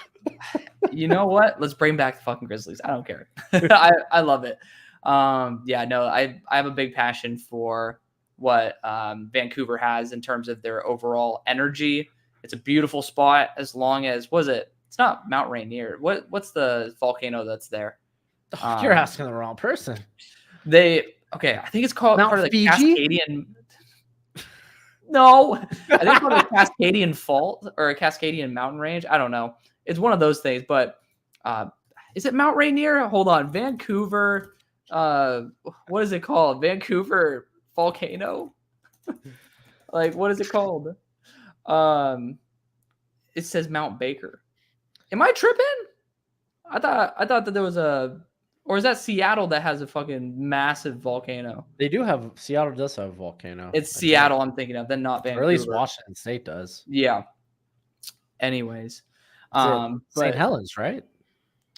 Okay, so no, I'm not tripping. Then it must be Vancouver. Mount St. Helens is the closest volcano. Why am I tripping? I remember watching a freaking a documentary about this thing when I was 8 years old, man. Shoot. All right. Well, should have paid more attention when you were 8. Yeah, I know, right? Goddamn.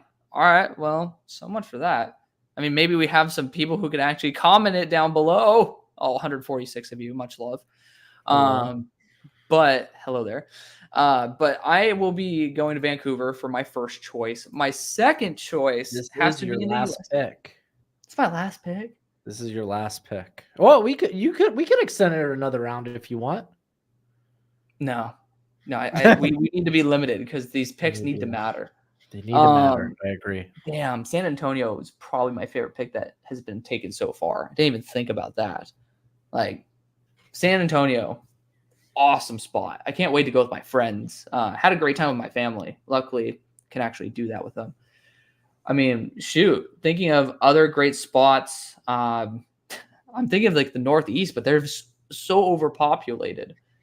I'm forgetting. The Panthers are in North Carolina, correct? What is it? Yeah, I just know Raleigh, right? Yeah, Raleigh's in North Carolina then. You know what? Oh, you're gonna go Myrtle Beach? I was debating that actually.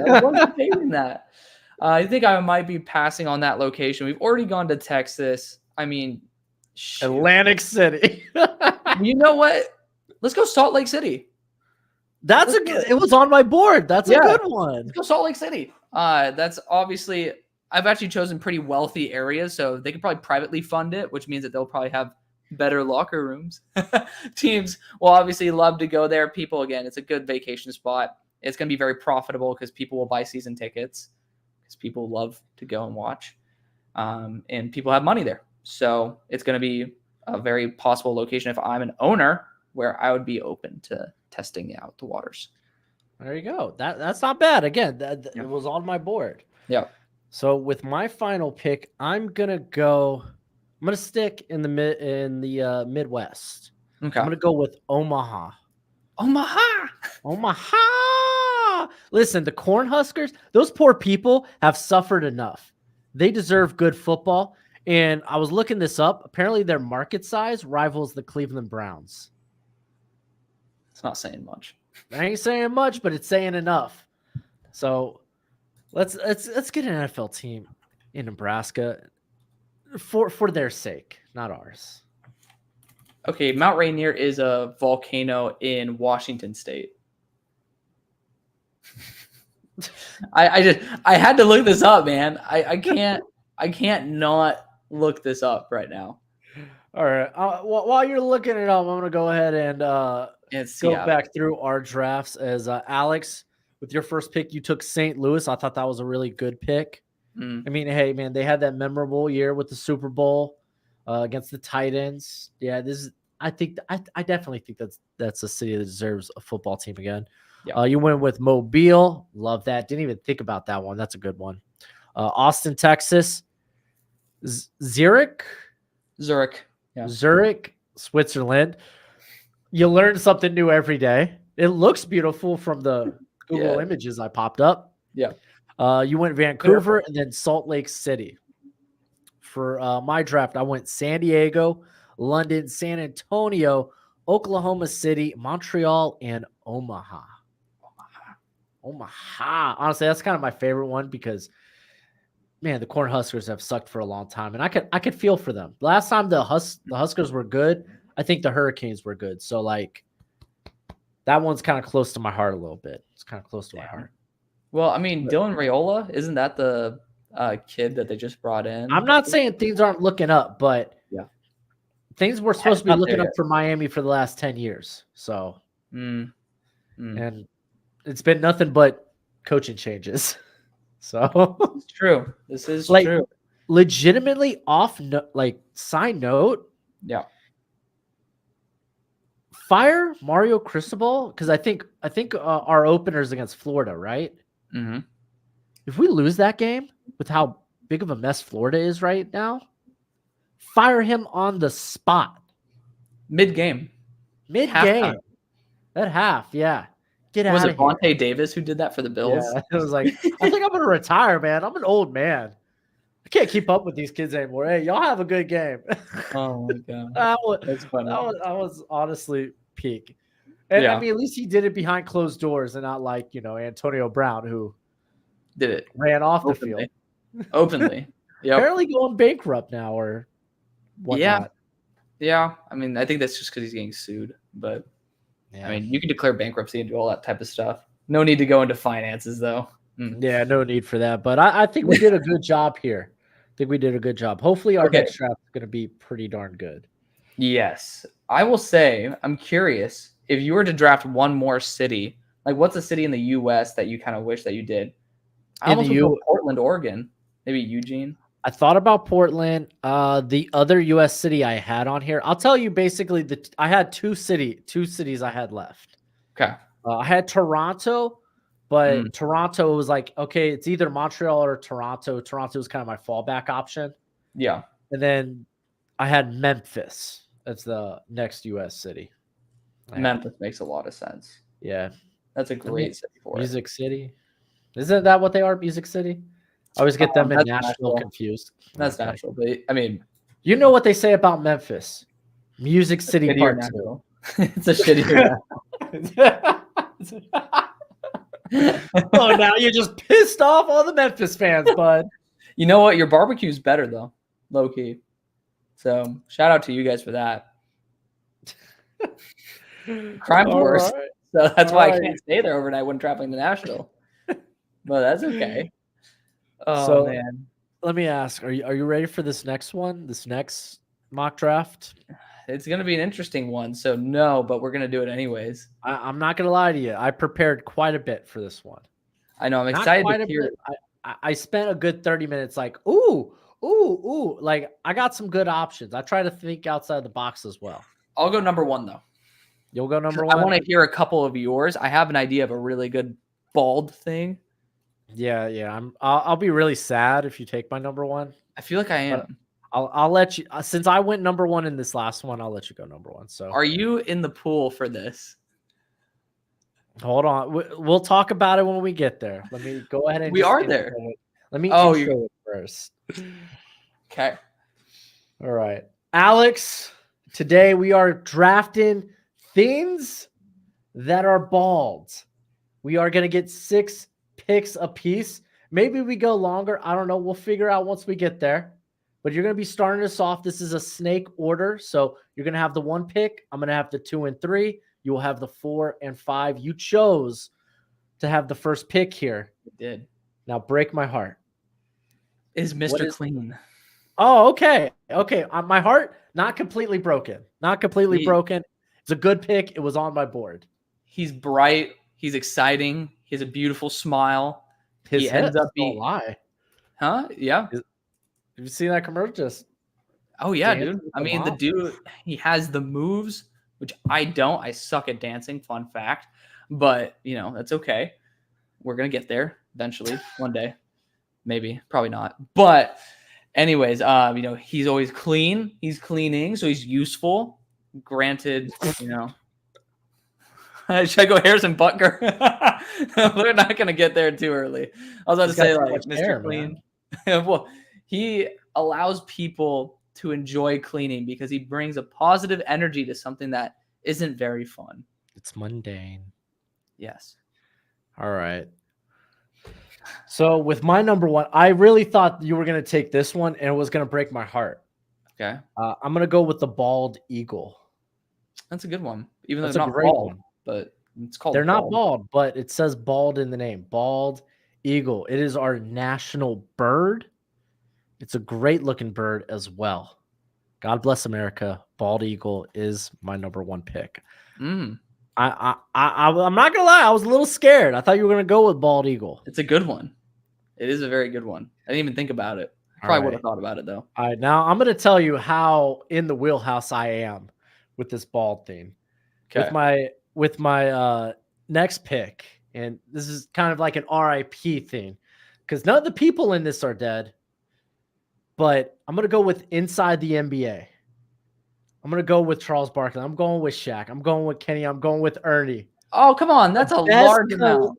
I'm going with the show. The best collection of bald people. I'm telling you, I was thinking outside the box. I was like, man, I love inside the NBA.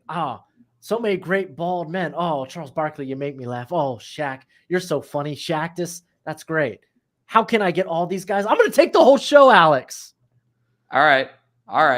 You know what? You forgot 2 of the best bald NBA players, but I'm not going to. I had to risk it for 4, dude. I had to package this pick. I'm not going to go back to back with Jordan and Kobe, so I'll have to choose one. Those are obvious ones. Yes, yeah. Because I mean, we want some form of biodiversity here, right? We don't just want the same thing. Not biodiversity. What I remember, I was talking about biodiversity recently. I don't even remember why, but we need some diversity of opinions and of selections. So I will be going Kobe Bryant. So 1, love his mentality. 2, got to meet the guy. 3, RIP.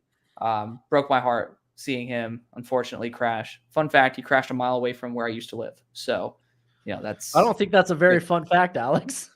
Not so fun fact, but it is a fun fact. But yeah, he's had an impact on my life. Went to Kobe camp. That's where I got to meet him. And then also used to train at Mamba Sports Academy, which is now Sports Academy. So that was pretty cool as well. So he has a personal impact on my life. And, that's, something that at least for bald dudes, at least it's there. There's something there. I'm going to go a little off the rails here. Bald tires is going to be my tires. It's going to be my next selection because it means 2 things, either stupidity or a hell of a fun time. Guys who are drifting, you guys know how often you have to replace tires. It's probably an expensive thing as well because either you're crashing into somebody or else you're having to get new tires. But it is one of the main reasons for a lot of these Instagram reels is people not taking care of their tires very well and they're losing traction. They're randomly slamming into people. But of course, at the same time, there's a lot of idiots that end up on Instagram reels rather than that. But if you guys see that in your feed, we have the same taste.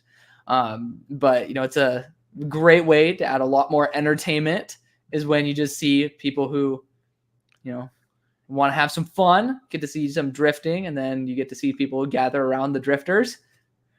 And then sometimes people are a little bit dumb and get too close to the drifters, and then you get to see some fun pinball action. I will say a very risque pick there, Alex. Very risque. I like it. That was the first thing I thought about. I almost did my number one pick, bald tires. All right. Well, now my pick has come here, and I have to go with Dr. Evil from Austin Powers. That's a good one. Dude, he is great. Probably one of the most iconic movies. The Austin Powers trilogy is amazing. Dr. Evil is a great character. I had to get him. Okay. I think I'm going to stick with movies because I think this one's funny. Okay. I'm going to go with Natalie Portman from V for Vendetta. When they shaved her bald. For one, that movie is sick. That is a great movie, V for Vendetta. Yep. Okay. You want to just explain a little bit more about why you want Natalie Portman bald? Well, Natalie Portman is a very good-looking gal, and she played I thought she did an incredible job in a great movie where she happened to be bald, halfway through. So, there we go. Okay. I'll piggyback off of your themes because that's just what allows me to think. And I'll go to the robots in iRobot because those dudes were very entertaining. It's a great movie. Will Smith, love him to death. And, they can kick ass. They were basically better versions of humans.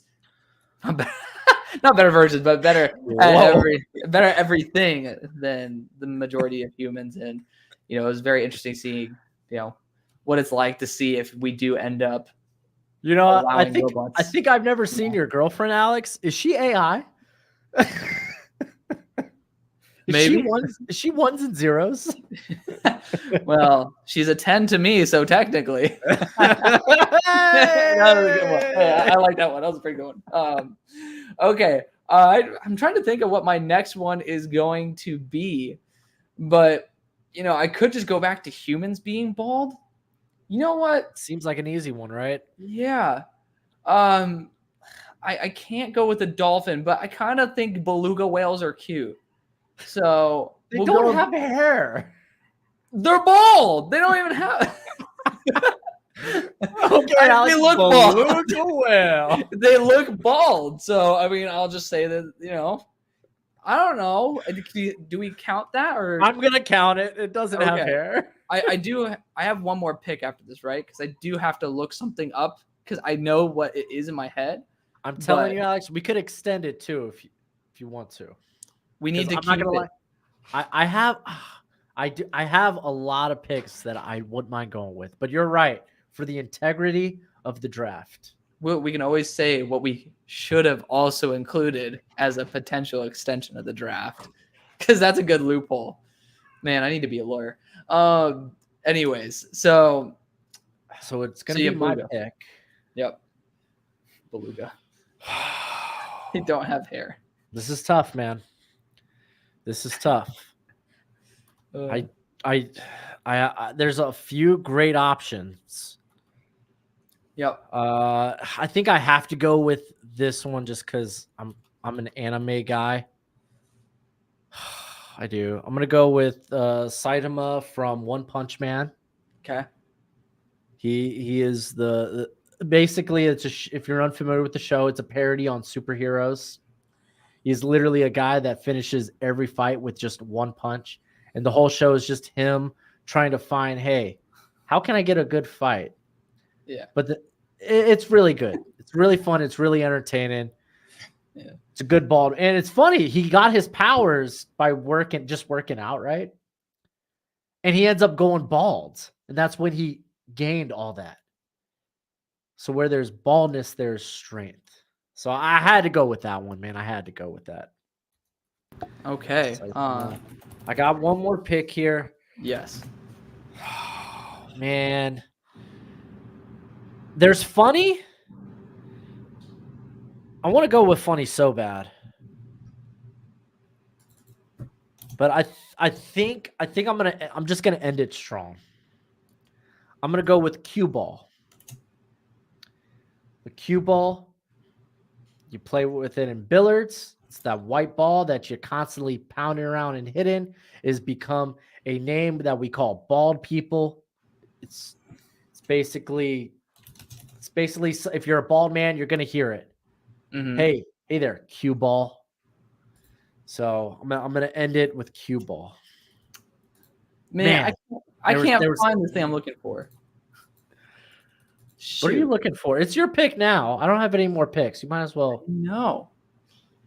You know, because there was this lady who was like, her hair was ripped out, so she was kind of bald, and then she was going nuts. And I just Britney Spears? Could use that one. Britney, bitch. That's a good line. I might use that. I might have to opt for that.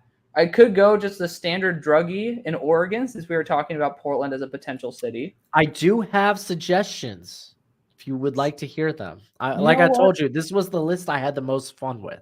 You know what? Let's do that. Let's do that. Okay, I'll pitch some suggestions to you.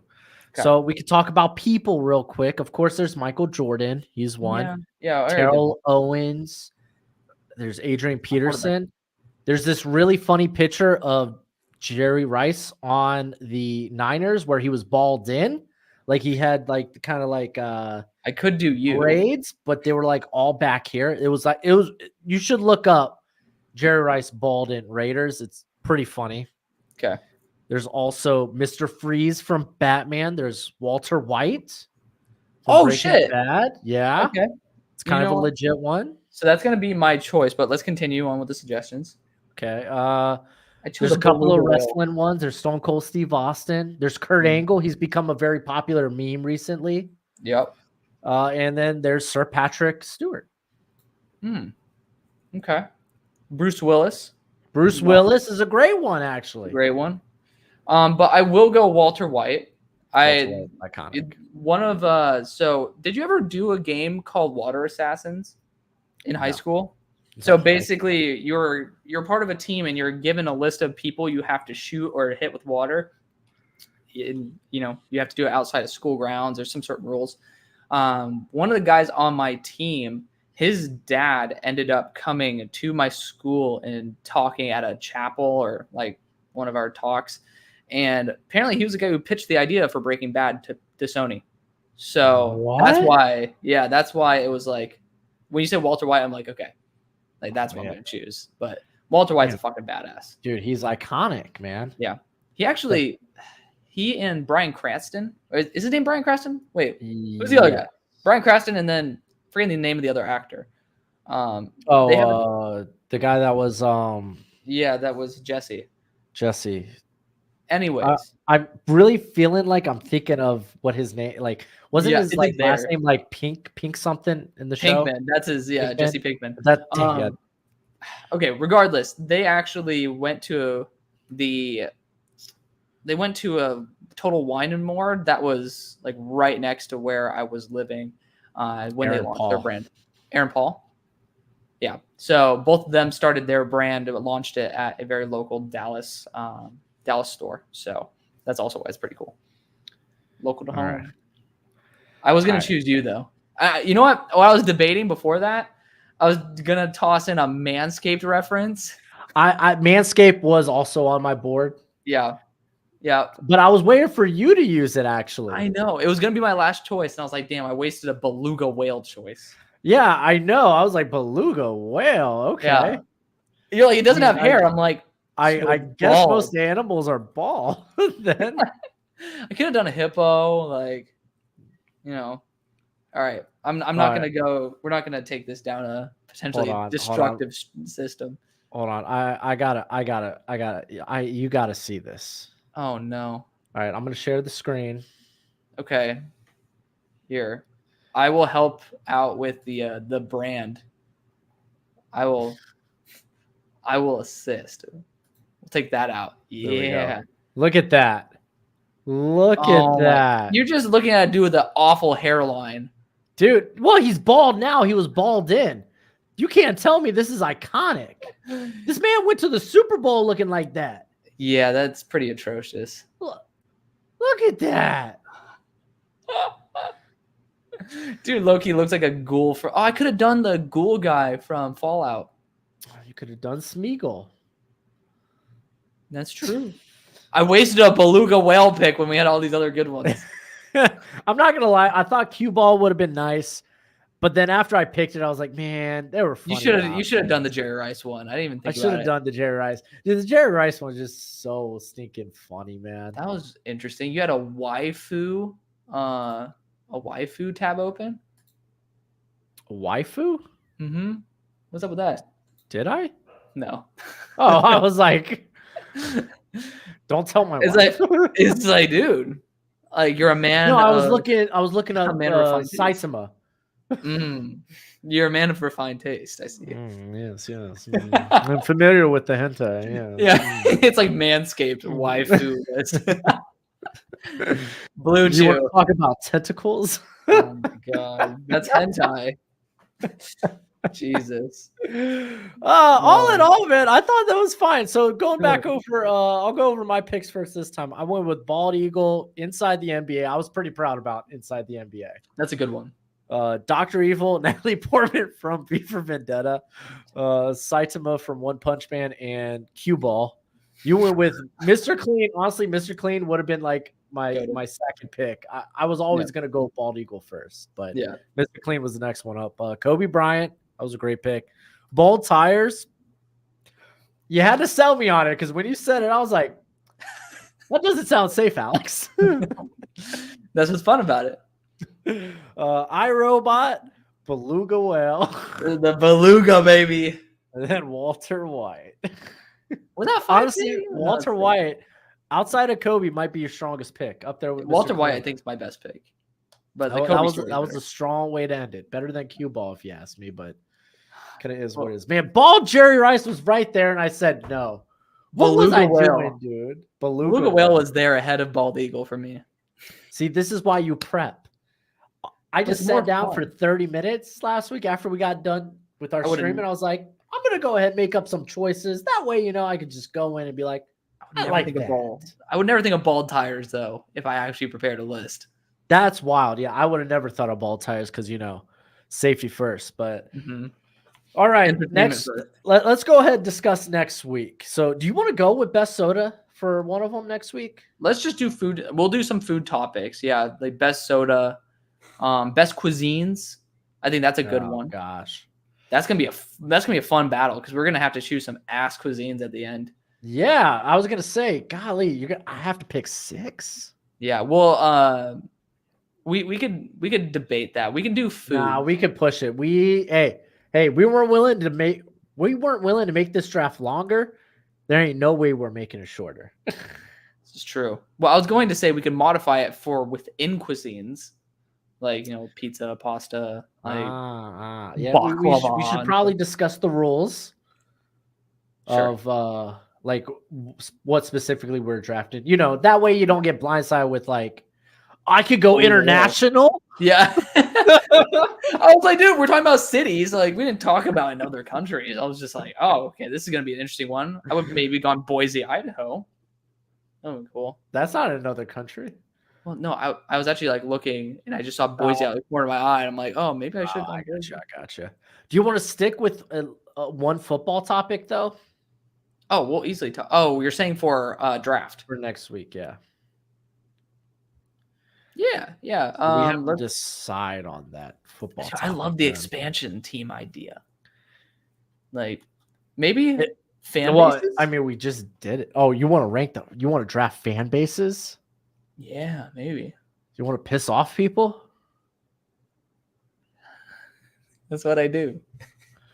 Golly. Let's see. All right. You know what? We could do countries for expansion. Like we say the best ones for expansion in terms of overall countries, not an actual city. Country. Yeah. I mean, I feel like that could be tapped out pretty quickly. I feel like we just did the cities. We could maybe put that one in the future. That way we're not just doing. I'm just spitballing ideas. Yeah, we could push these down the line. I don't give a damn. We could do college football unis or uniforms or helmets. We're supposed to do it this week, I think. College football logos. Yeah. But then we went with the relocation because that sounded Yeah, let's do really the fun. logos. You want to do the logos? Should we do unis or logos? Probably just logos, because then that way the unis come with it. The unis could be a part of the argument. But man, I feel like they could be so separate. I mean, you can look at, Ohio State. Well, I think Ohio State to me Penn wouldn't. State, that's a cool logo. But boy, they're uniform. Basic. I mean, I love the uniform, but it's very, very simplistic. Bama, very simplistic. But actually, Bama is a pretty simplistic logo too. They're overall. Yeah, really kind of. You go to the uniform, it's just the number, but yeah. So I think we can separate it. Yeah, okay, we'll separate it. Yeah, I like that. Do you want to do unis or let's do logos? Because that was the original idea. Yeah, because I think unis are something that is going to. That's something that's an expansion rather than a contraction on an idea. Okay. So with logos, they have to be this year. Let's do current logos. So yeah. That way, someone's not pulling we're not drafting multiple schools because maybe they had like a logo upgrade, but their logo was pretty solid to begin with. Yeah. Not that that's usually the case, but just in case. Right. Okay. So we'll do that, and then we're gonna do cuisines. Yeah, I mean, honestly, I do feel like that's so broad. Like, I feel like we should dive into one of them, like American cuisine, and we draft like food groups. Essentially. Okay. Like I barbecue, like that. Burgers, like that's Italian. There we go, dude. That's it. So what cuisine do you want to hit first for next? Let's go American. Let's go American, man. American we're talking cuisine. about pizza. Well, I mean. We're going to have to come up with 6 American cuisines. So essentially, what are 6 Americanized? American, exactly. Americanized. Yeah, we're not talking about like Native American cuisine here. We're talking about Americanized pizzas, barbecue, Americanized hamburgers, Americanized freedom fries. Yes, the freedom fries. Because obviously all of these are important, but it's going to be a good way to what people generally associate with what American cuisine is. I think it's a good start. That's gonna be interesting. That's gonna be. I have a good idea for a future one. Vacation spots. Ooh, that's talking cool. to the wrong person here. Well, people can dream. We all go on Zillow. My ideal vacation is I don't care where I'm at, as long as I have great people around me. No, you care where you're at if you have great people around you too. I honestly, on vacation, I just want to chill with good buddies. Imagine if you're in the middle of a hurricane, though. Not a vibe. Why am I traveling? What am I, a tornado chaser now? Dude, honestly, I kind of wish I hop in the pickup, boys. Yep. But have you seen that movie Twister? Dude, Twister's a good movie. It is a good movie. It's a good movie. Like the 90s, like they had a good kick of like tornado movies. Right. Yeah. We could do like theme parks too. Ooh, that's true. That's true. A good one. Have you been to a lot of theme parks? Not a lot, but I know people who have been around them. I've been to a few. Yeah. So you'd have to really look. Give me projection. This is your game. This is you. Honestly, it would be like, okay, where are the sickest roller coasters? That's literally fair. I'm a roller coaster guy, so it's like Six Flags is gonna be pretty high on your list, huh? Six Flags, Magic Mountain, baby. Yeah, Six Flags was dope. I went there once. Had a great time. Yeah, Busch Gardens in Virginia is actually really good, like low key. Okay. So we have plenty of topics. I was gonna say I could probably name already 4 off the top of my head, so that's probably good. That's a good sign. So that's a good one. Amusement parks. Okay. Yeah.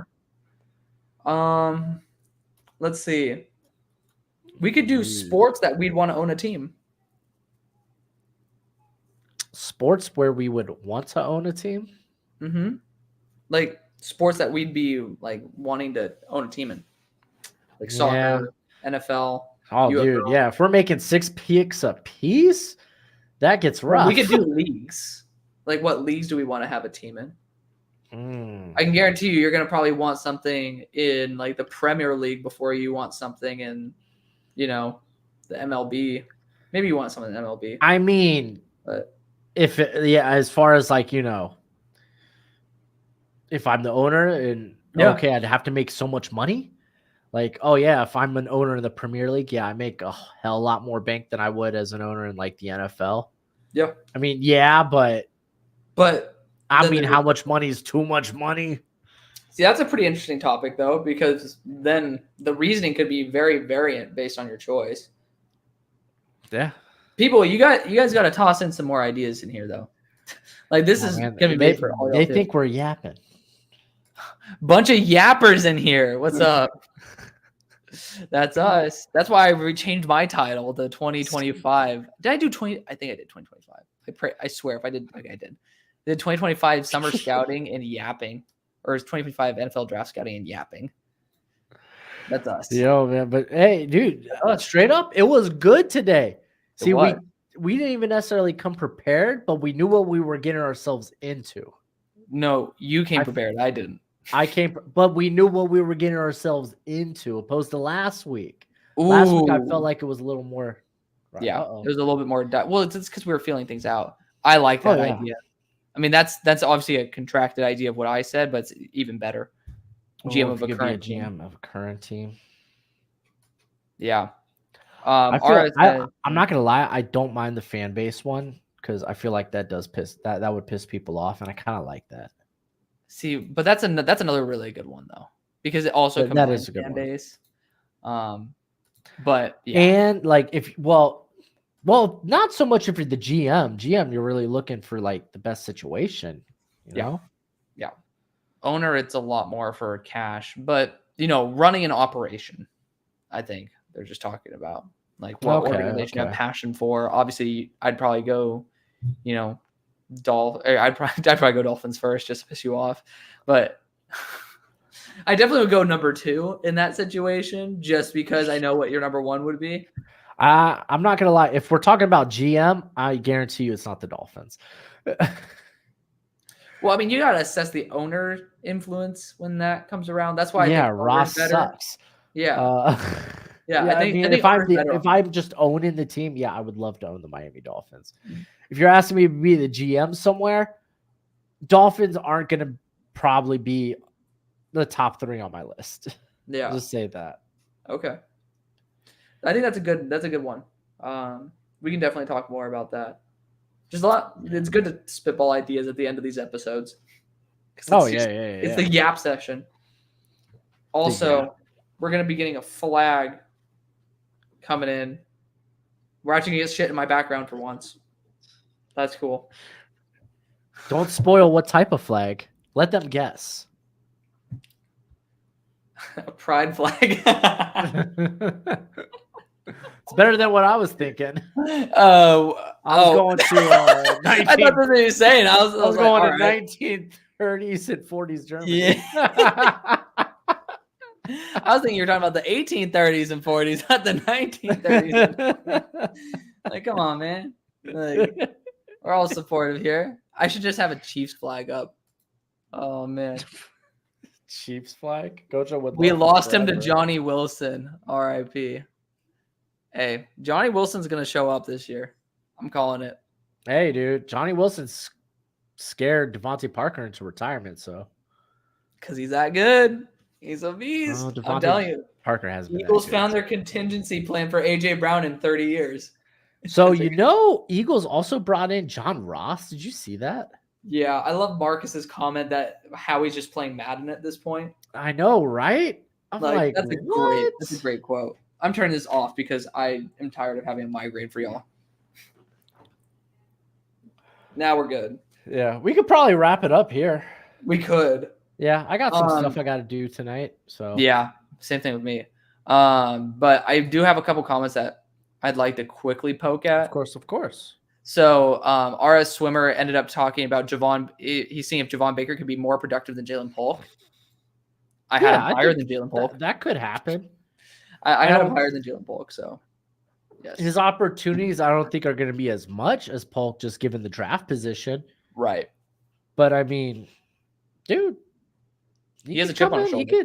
Yeah, I'm not gonna say he's gonna like Puka Nakua it, but that's a wide receiver room that needs a lot of help. Yeah, there's the opportunity there for him to emerge. There is. I think that something that would be cool is if we could do a draft of the receivers that we think will do well this year, go like back and forth, like because I don't think the receivers that we had ranked will be the production rate, huh? Oh yeah. So essentially, like basically fantasy football draft. We need to do a fantasy football thing. I don't give a crap how many leagues you're in. I don't give a damn. I just said I'd be down. I don't give a damn. You are down. I didn't need to hear. God, we just need to get Marcus on board. We just need to have a couple more people who would be posting more about it, because then that would make it into like a really cool series. I mean, I know a lot of people have been trying to do this, so that's the thing. I don't try to put myself in leagues that I'm not really going to interact with people. Right. That's why I need there to be more. By the way, you need to get an Xbox. I'm calling you out on live. Yeah, dude. I'm not gonna lie. I've been thinking hard about it. You got. I mean, to be fair, I have it right now. Yes. It's actually I really do enjoy the Xbox platform. I've had it my entire life. My dad's had PlayStation his entire life, so both have their merit. He's trying to say I'm McGuire. Yeah. No, they just clowned you. Oh. See, biggest draft questions of all time feature Sam McGuire. Man, hey, he's still on the Browns. It's not over. Yeah. But he did fall for me noticeably as the draft season went on. So that luckily at the end of the draft season, hey, dude, your Isaiah McGuire is my Tamari and Terry. You loved bringing that one up. Because it's so wild. It's so wild. He killed somebody, though. He killed someone. Yeah. Why has no one drafted him? I mean, I think it's our Evan Neal as well. Like, yeah, Evan Neal was a shared. I think Evan Neal is one that everybody. Yeah. Nobody could have seen that coming. Yeah. Nobody got that right. He, I think, will have a resurgence this year, though. If Jermaine Illuminor could become legitimately solid under this Illuminor, they've been talking like at least our lads has him listed at guard. I know. I think that's what they're gonna do. But the Raiders O-line coach elevated the offensive line so much. So I really think that he could get Evan Neal to be much better. There's still a chance. Oh yeah, I'm holding out hope, man. But like Zach Wilson, I guess, for us too. Yeah. I mean, I think that was more so the hype train. Maybe we just kind of fell into that. Yeah. Like the signs were there. All his plays were outside of structure. Honestly, we could have took what we learned about Zach Wilson and applied it to Malik Willis, but no, we learned the hard way. Yeah. That's just because we don't want to like give up on players. Oh, yeah, absolutely not. We don't think history repeats itself and then get reminded that it does. Sometimes it does almost only a couple of years later. What was that? 2 years? Yeah. I think it was just 2 years. Maybe it was 1 year. Because Zach Wilson was 2021. Yeah, right? It was 1 year. It was just 1 year later? Jeez. No. Dude, right? What? Yeah, it was 2021 to 2022. Yeah, 2022. Man, it feels like I was just doing the 2022 class. I know. It's like, I look back, I'm like, oh, it wasn't the 2023 draft. Yeah, it was just like yesterday. I was hating on Kenny Pickett. Was that 2022? It was 2022 because 2023 would have been Bryce Young, CJ Stroud. Oh, shit. Damn. We really are removed, aren't we? Yeah. Damn. We're kind of at a point where, hey, wow. We have good takes and we have bad takes. Wow. Damn, I feel old. I feel like it was like yesterday. Like literally, I'm like, oh no, it's the last draft cycle. Let me tell you about these youngins, Luther Burden. Oh yeah, I mean the fact that we're already scouting, we're already talking about it, that probably is what also makes it feel so far away. Because we're already introducing another class that we shouldn't talk about probably for another like 7 months. Well, hey, if people want a good watch list and enjoy themselves during college football, then hey, you come to the right place. I'm debating changing the title of my rankings videos to like names like the top or names to know or the edge rushers to know for the 2025 NFL draft. Like I just feel like it's more inviting than just saying the top guys. Yeah, I put a little something in front, like just like my blurb. So Yeah, it's you're like, this is a legendary class. And it's like nobody's a did I starter. say legendary? I don't know. I said special. Which you can take that one of two ways. Aaron Donald's in this class. No, he was just in the thumbnail. I didn't put him in the title. Everyone else drew their own conclusions. Okay. I thought you said, is he the next, or was that part of your tweet? I know I thought you said Aaron Donald. Literally, Aaron Donald, I don't think I'm fairly confident Aaron Donald's. He's just in the thumbnail and that's it. I'm going to look this back up while you talk. And you know what's fun fact? I think I'm pretty confident that I say in the video, I'm not saying this guy's the next Aaron Donald because I'm not. But he's absolutely in the thumbnail. Yeah. I mean, I'm just trying to look at it right now. Is the next Aaron Donald in the 2025 NFL draft? That's literally the title. Get out of here. Give me a second. No, it's not. It's the title. I'm like, why do I think that you said that? It's literally the title of the video. Well, fun fact, the answer's no. I answer it in there. Maybe it's a question people have, Alex. Do you ever wonder about that? Oh my God. No wonder you only got 1 like on this fucking tweet. Dude, no one likes those retweets of videos, dude. No one ever likes a freaking tweet with a link in it. It's but I will dead ass say coming soon with the thumbnail. Like straight up 15 people like it minimum. I put the actual video, like 2 people. I'm like, what the fuck? Like, I thought y'all were excited for this. Like, show some love. Now I sound like Ben Affleck on the Tom Brady roast. See, we could do a ranking of the Tom Brady roasters. A ranking of the Tom Brady roasters? We're going to have to get to Ben Affleck and Randy Moss by the end, so we're going to see who's worse. Oh, was it Edelman that had the Aaron Hernandez joke? Everybody had an Aaron Hernandez joke. Oh, I mean, Tom had a fucking 9/11 joke. That was crazy. Dude, I feel like if a tragic event, if you're like 20 years past it, it's okay to joke about it now publicly. Yeah. Like, you could always joke around about it privately, but you do it publicly. Shit. It was just funny as hell that he did it. And the way he set it up, 2 jets, September 2001, crashing tragically, and then it's like into Drew Bledsoe. I'm like, there's this dad jokes channel where they go back and forth with dad jokes trying to get the other person to laugh. And there's this Asian guy, and he was like, it was like, what was it? It was like something, why were the Twin Towers like mad or something like that? And it was like, oh, because when they ordered pepperoni pizza, but all they got was plain. I think it was on a YouTube. That's a good one. I came across it and it broke me. I like that. Speaking of bald tires, I just saw a dude get hit by a biker get hit by a Porsche.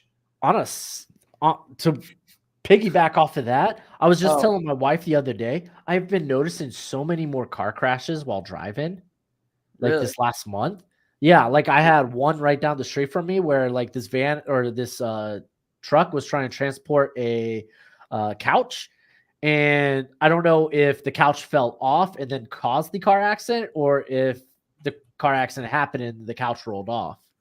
But there was one right down the street that had that. There was another one where it was like just truck freaking totaled, annihilated.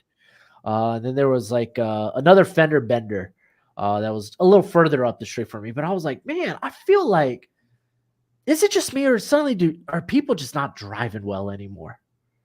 Is it just this month? Suck ass at driving. Dallas is way worse. I've been noticing dead squirrels on the road.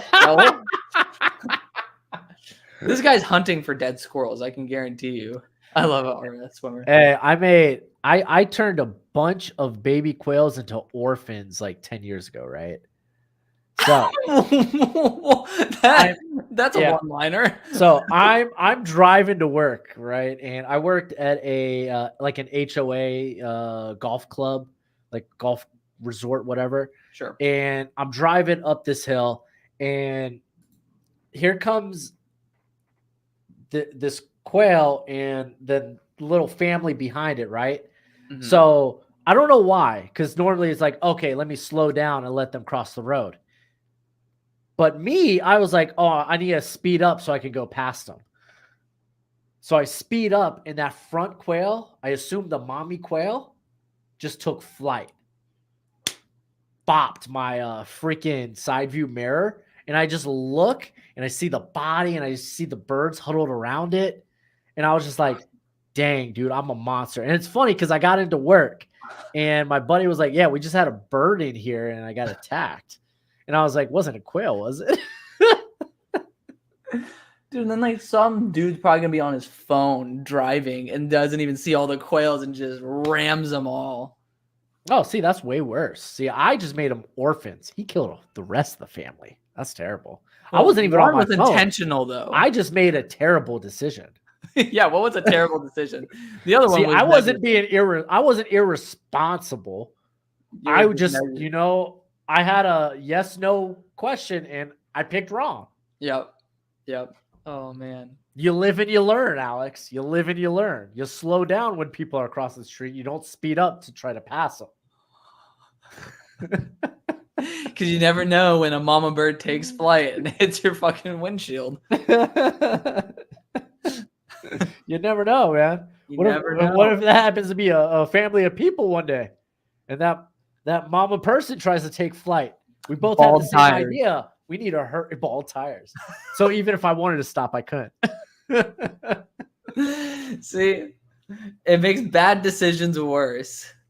Good decisions, bad decisions. Talk about overpowered. I'm telling you.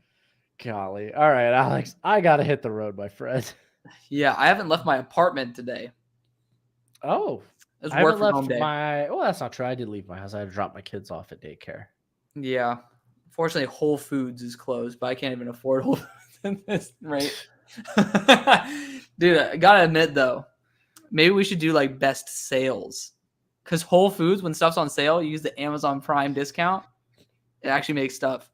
I would have to tag my wife in for that one. I have yet to even see what she looks like. I see the hand. I hide my family. Gojo is literally, not even my other dog gets shown on camera. Only Gojo. Yeah. And that's because Gojo has good merch. Shout out to merch. Dude, shout out to my Gojo mugs. And they're only going to get better too. I'm switching merch shops, so. Oh, where are you going to? Fourth Element, I think it's called, or is it Fourth Dimension? Let me look. Fourth Wall? I think it's Fourth Wall. It's Fourth Wall. Fourth Wall. That's cool. But I've been trying to make the transition the last 2 months. I just don't have the time to put up all the merch. I'll probably get it done this summer, but my new Gojo mug is just so much better looking too. It's real nice. Yeah. We need to start doing some actual DraftBros videos.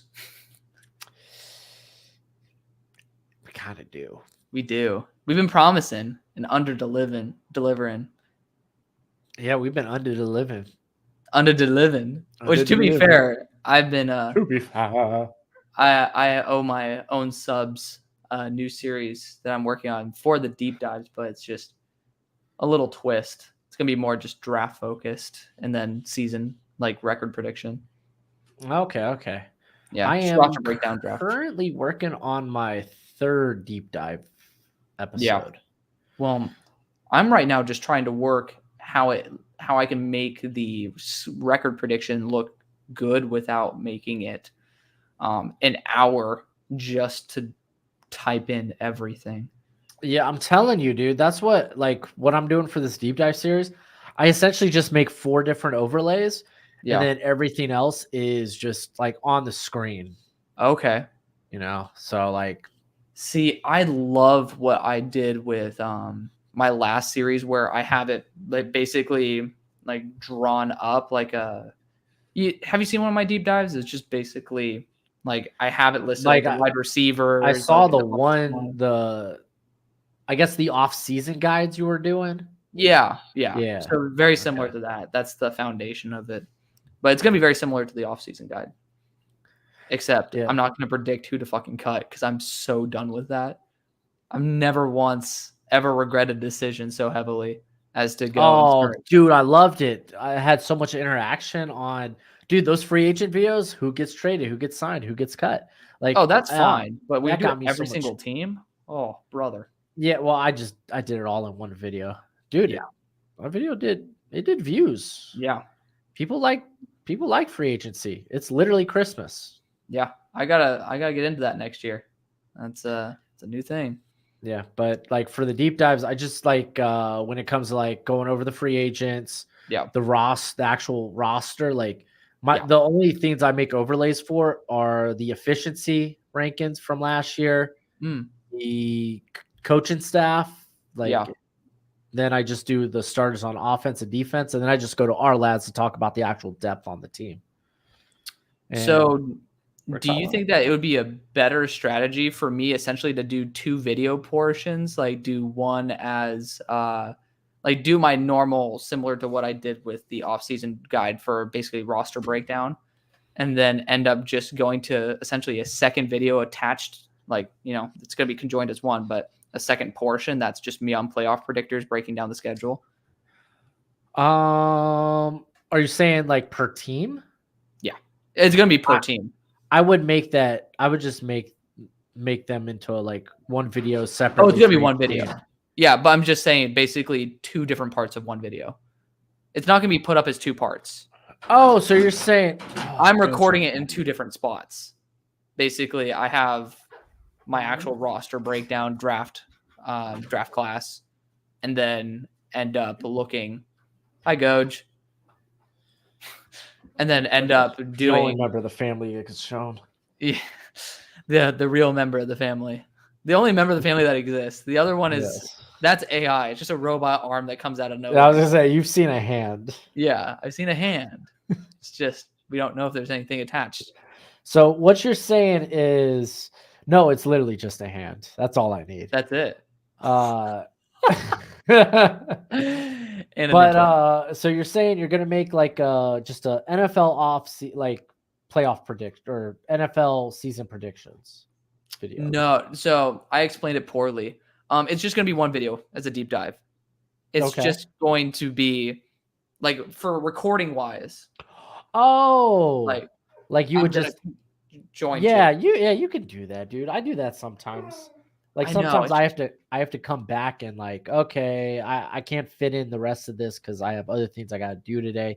I'll come back and record the second part of this. Right. I just make sure like if it's like, okay, if I'm doing the deep dive, then I'm gonna at least get up to like the coaching staff. And then when I come back, then I'll do offense, defense. So it's not like I'm kind of like just breaking in the middle of it or something, you know? Because I'm talking about like a flow of style. Like, because I was having it just basically all graphical and not an actual live selection of the games. More so, like I do that beforehand, have everything prepped, and then just talk about everything that I've decided beforehand. I would also say don't spend too much time on it just because the videos don't do that well this summer. That's what I'm trying to do because literally my girlfriend ended up making these beautiful graphics for it. For the Bears, and I was like, how long did it take you? Did it take you like 10, 15 minutes? Like, it looks great. And she's like, it took me an hour. And I'm like, there's no reason to be spending an hour on the one slide that people don't give a shit about. I'm going to be brutally honest. Yeah. In terms of presentation wise, like no one cares. Yeah. Cause at a point, like I would love more like production in that. It's just the views aren't worth it at this moment. I know. Especially when it comes to like NFL stuff, because you got to be really like careful. Yeah. Because like I've been putting highlights at the beginning of my videos just to that's risky. It is. I keep it to like 6 seconds, and then I'll throw like a like different color palette on it that darkens it a little bit. Are you coming in or are you coming out, bro? That's a true level of scamming right there. I love it. Well, I mean, I know people like because it's freaking fair use. That's the thing.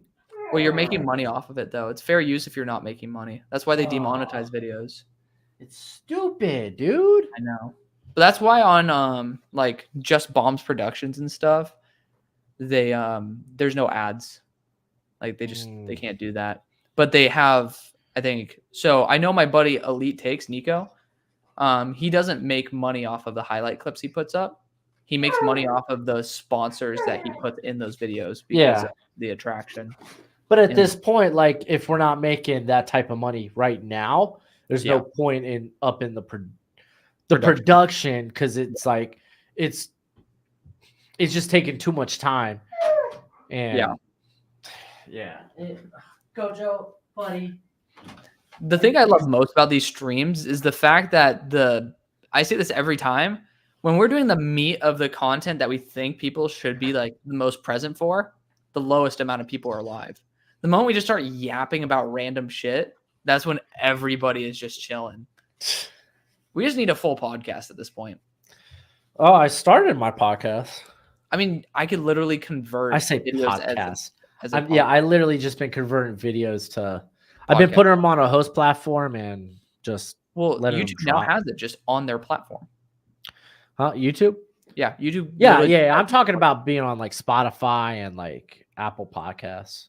I don't know. Maybe you could redirect it from YouTube to Spotify and such. Well, I mean, all I do is I have like the host the hosting thing that sends it to those different sites. Yeah. So I just have to, when I upload or when I export my videos, I just export one with the video and one with the audio.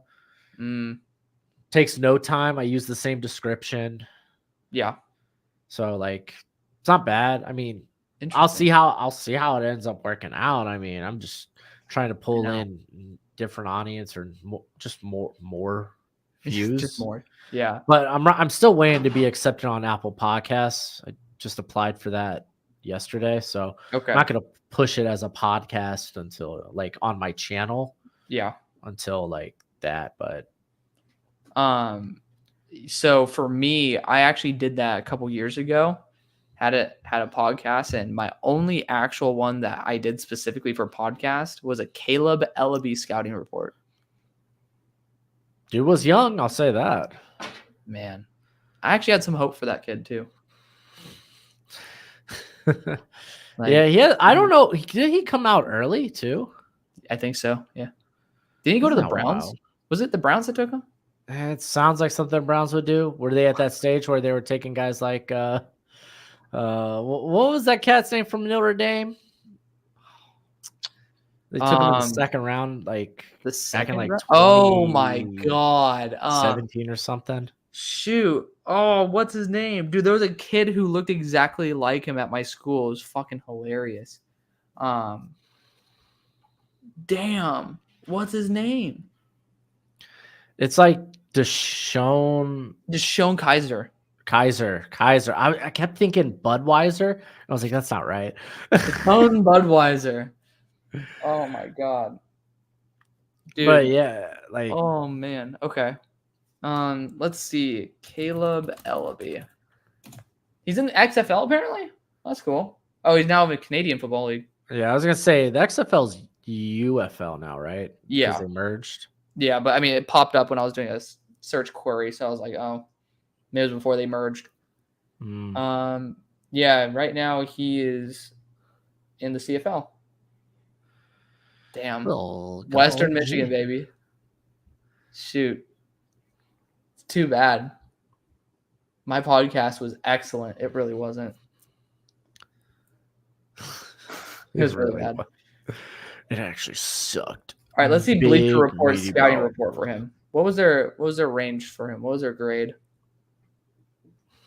Geno Smith. Discount Geno Smith. 175. I really liked Geno Smith coming out. Wasn't that a really bad draft anyway? It was. I remember that. I don't remember actually the draft. I remember them talking about quarterback draft wise. It was pretty bad. Yeah, because that was the same as like Jimmy Clausen, right? No, Jimmy Clausen went to my high school. Was it Clausen or am I thinking? Yeah, it was Clausen. Yeah, I can't remember. If I'm gonna be honest. It was because I always get him and Brady Quinn confused. I forget which one's older. I think Brady Quinn's old. It's Brady Quinn. Brady Yeah. Quinn was drafted when I was like first in high school. Yeah. I was like, But I don't know why, man. Basic white quarterback for Notre Dame. That's why. There you go. Basic. Dude, I want to go back to LA so bad. My mom's there right now on business, and it's like I just want to go back. I want to be able to see the Los Angeles Rams facility. Just my goal. Oh, I bet you they got a great facility. They do. Well, they also have a local office up to where I used to live in Agora. So it's like I always wanted to just peek in there. I could just be like, yo, with Brennan Jackson. Fuckers. Oh, hey, buddy. Yeah. It's like, what's good? And he's like, nothing. I'm getting cut. No, I'm just kidding. Brennan's going to be great. Nice. Yeah. No, he's good. I mean, that's a team. Well, I'm going to take that back. That's for sure. No, I was being a dick. Yeah, okay. No, yeah. I mean, if you're drafted in the 5th round, there's an obvious vision for you. It's not like you're a 7th round pick and teams are afraid of you being taken in UDFA. I mean, the occasional 5th rounder will get cut, but I would doubt that would be him. Clausen was not drafted in 2010, was he? Well, no, yeah, because Gino would have been in the league for a minute. Yeah. Right? I think Gino was older than Cam, is he not? Is he? Hold up. Well, if anything, I know Clausen was on the Panthers at that time, regardless. 2013. No, we were Gino wrong. was 2013. What was Clausen? The Geno Smith draft. He was really 2010? That's wild. I just didn't know that. I didn't know that Geno is that in quotes young. Well, shoot, that means what? Like Brady Quinn would have been all of maybe 6 years ahead of that? Gonna be honest, I'm not a huge fan of this draft overall. For the first round, Brady Quinn was only 3 years before that? Holy moly. Yeah.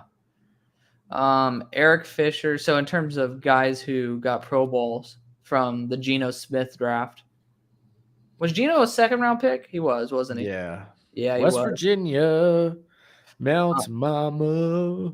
Take me home, country roads. But he has Eric Fisher, Lane Johnson. So Lane Johnson's actually super talented. Ziggy Ansah, Sheldon Richardson, Eric Reed. Really love Eric Reed. Eric Reed was... Am I tripping? I don't know. Are you? Who am I thinking was on the all-time Chiefs safety? Barry Reed. Oh, Eric Reed's solid, but not Barry Reed. I fucking love Barry Reed. Kyle Long, Tyler Eifert, Desmond Trufant, Xavier Rhodes. Oh, this was the EJ Manuel? Yeah, this was a bad class. Yeah. Mike Glennon got a little payday from the Bears after his first contract. I still remember that day. I was so mad. Wow, yeah, no, this quarterback class was bad. Yeah. Oh, wow, yeah, it was real bad. Damn. Sam Martin's been around for a long time. Sam Martin? I didn't realize the punter? Oh, yeah. I didn't realize he was all the way back. Then again, punters last forever, so it should be. You know what? You know what we should do a draft of? People who we want on our show. People who we want on our show. If we had everybody available, we gotta draft them. Thirsty boys. Well, we're gonna come off as. I don't know. It's a fun idea to just show, hey, I mean. In 2024, we said we wanted to have Daniel Jeremiah on our show. Look at us in 2038.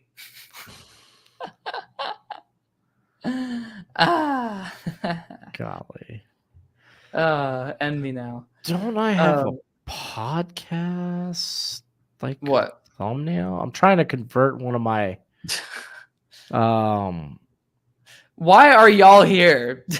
Yeah, I know, right? Where were y'all at the beginning of the video? Try and turn one of my playlists into a podcast. Whatever. I don't care. Can you duplicate? I try to duplicate it first, though. Then you could dupe a playlist first, and then you could do that. I'm going to test it out right now. Damn it. No. But I guess who gives a damn? People aren't going to be going into playlists. When was the last time you went to a playlist? A couple of days ago. Really? Oh, okay. See, I don't go for like recent stuff. If it's music I'm listening to on YouTube, I will, or if it's a series I'm watching. That's understandable. Yeah. Okay. So I'm looking at the running backs from this class. And I think there's only 2 of those guys still in the league. Okay. Because Rex Burke had just retired, I think. Retired. It's what is it? Latavius Murray, right? Right? Does that sound like a running back? Latavius, yeah. Yeah. So he was in the 2013 class. Where was he picked? Oh, and then Cordero Patterson. Yeah. Was Latavius a first-round pick? No. Oh, here he is, 6th-round pick. Okay. Latavius has been good. He's been good. He's like one of the more underrated. I still have this here from draft night, by the way. Fucking Patron. You can tell I don't drink because it's still the exact same amount. All right. I just don't drink. All right, man. Anyways, have to go.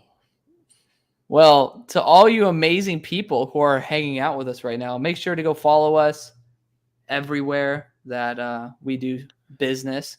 So Hail Mary Sports and Real Broshmo on Twitter/X. And then also Hail Mary Sports and Broshmo on YouTube. Feel free to also follow on DraftBros because, like we promised, we're going to be delivering some content. We just got to figure out exactly what series, because all the series suck right now. We usually just put series that won't get very much traction over there. We should just post these as well. Like when you do the random vids, like the random mocks, that's perfect for DraftBros too. Yeah. Yeah. You have the sign on for it. You can go for it too. I mean, yeah. I mean, I'm gonna repurpose this sucker. Yeah. And see how it does at the very least. Yeah. But make sure, subscribe. It's the dead season. We just kind of want to do this every Friday just to hang out with y'all, have a good time. It's a vibe. Are you eating ass or something? Why do you think I gotta go? Why do you think I gotta go right now? No. And that's why we will be sponsored by Manscaped to make sure that your experiences are uninterrupted. Anyways, you want to sign us out?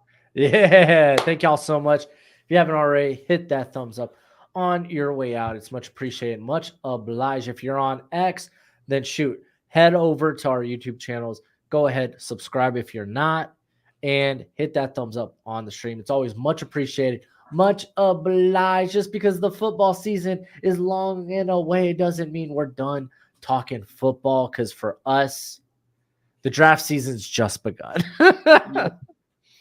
So as always, until next time, you be easy, my friends. Later. Now we have to end the stream too. It's not even. I'm gonna hit it. Calm down. Hey.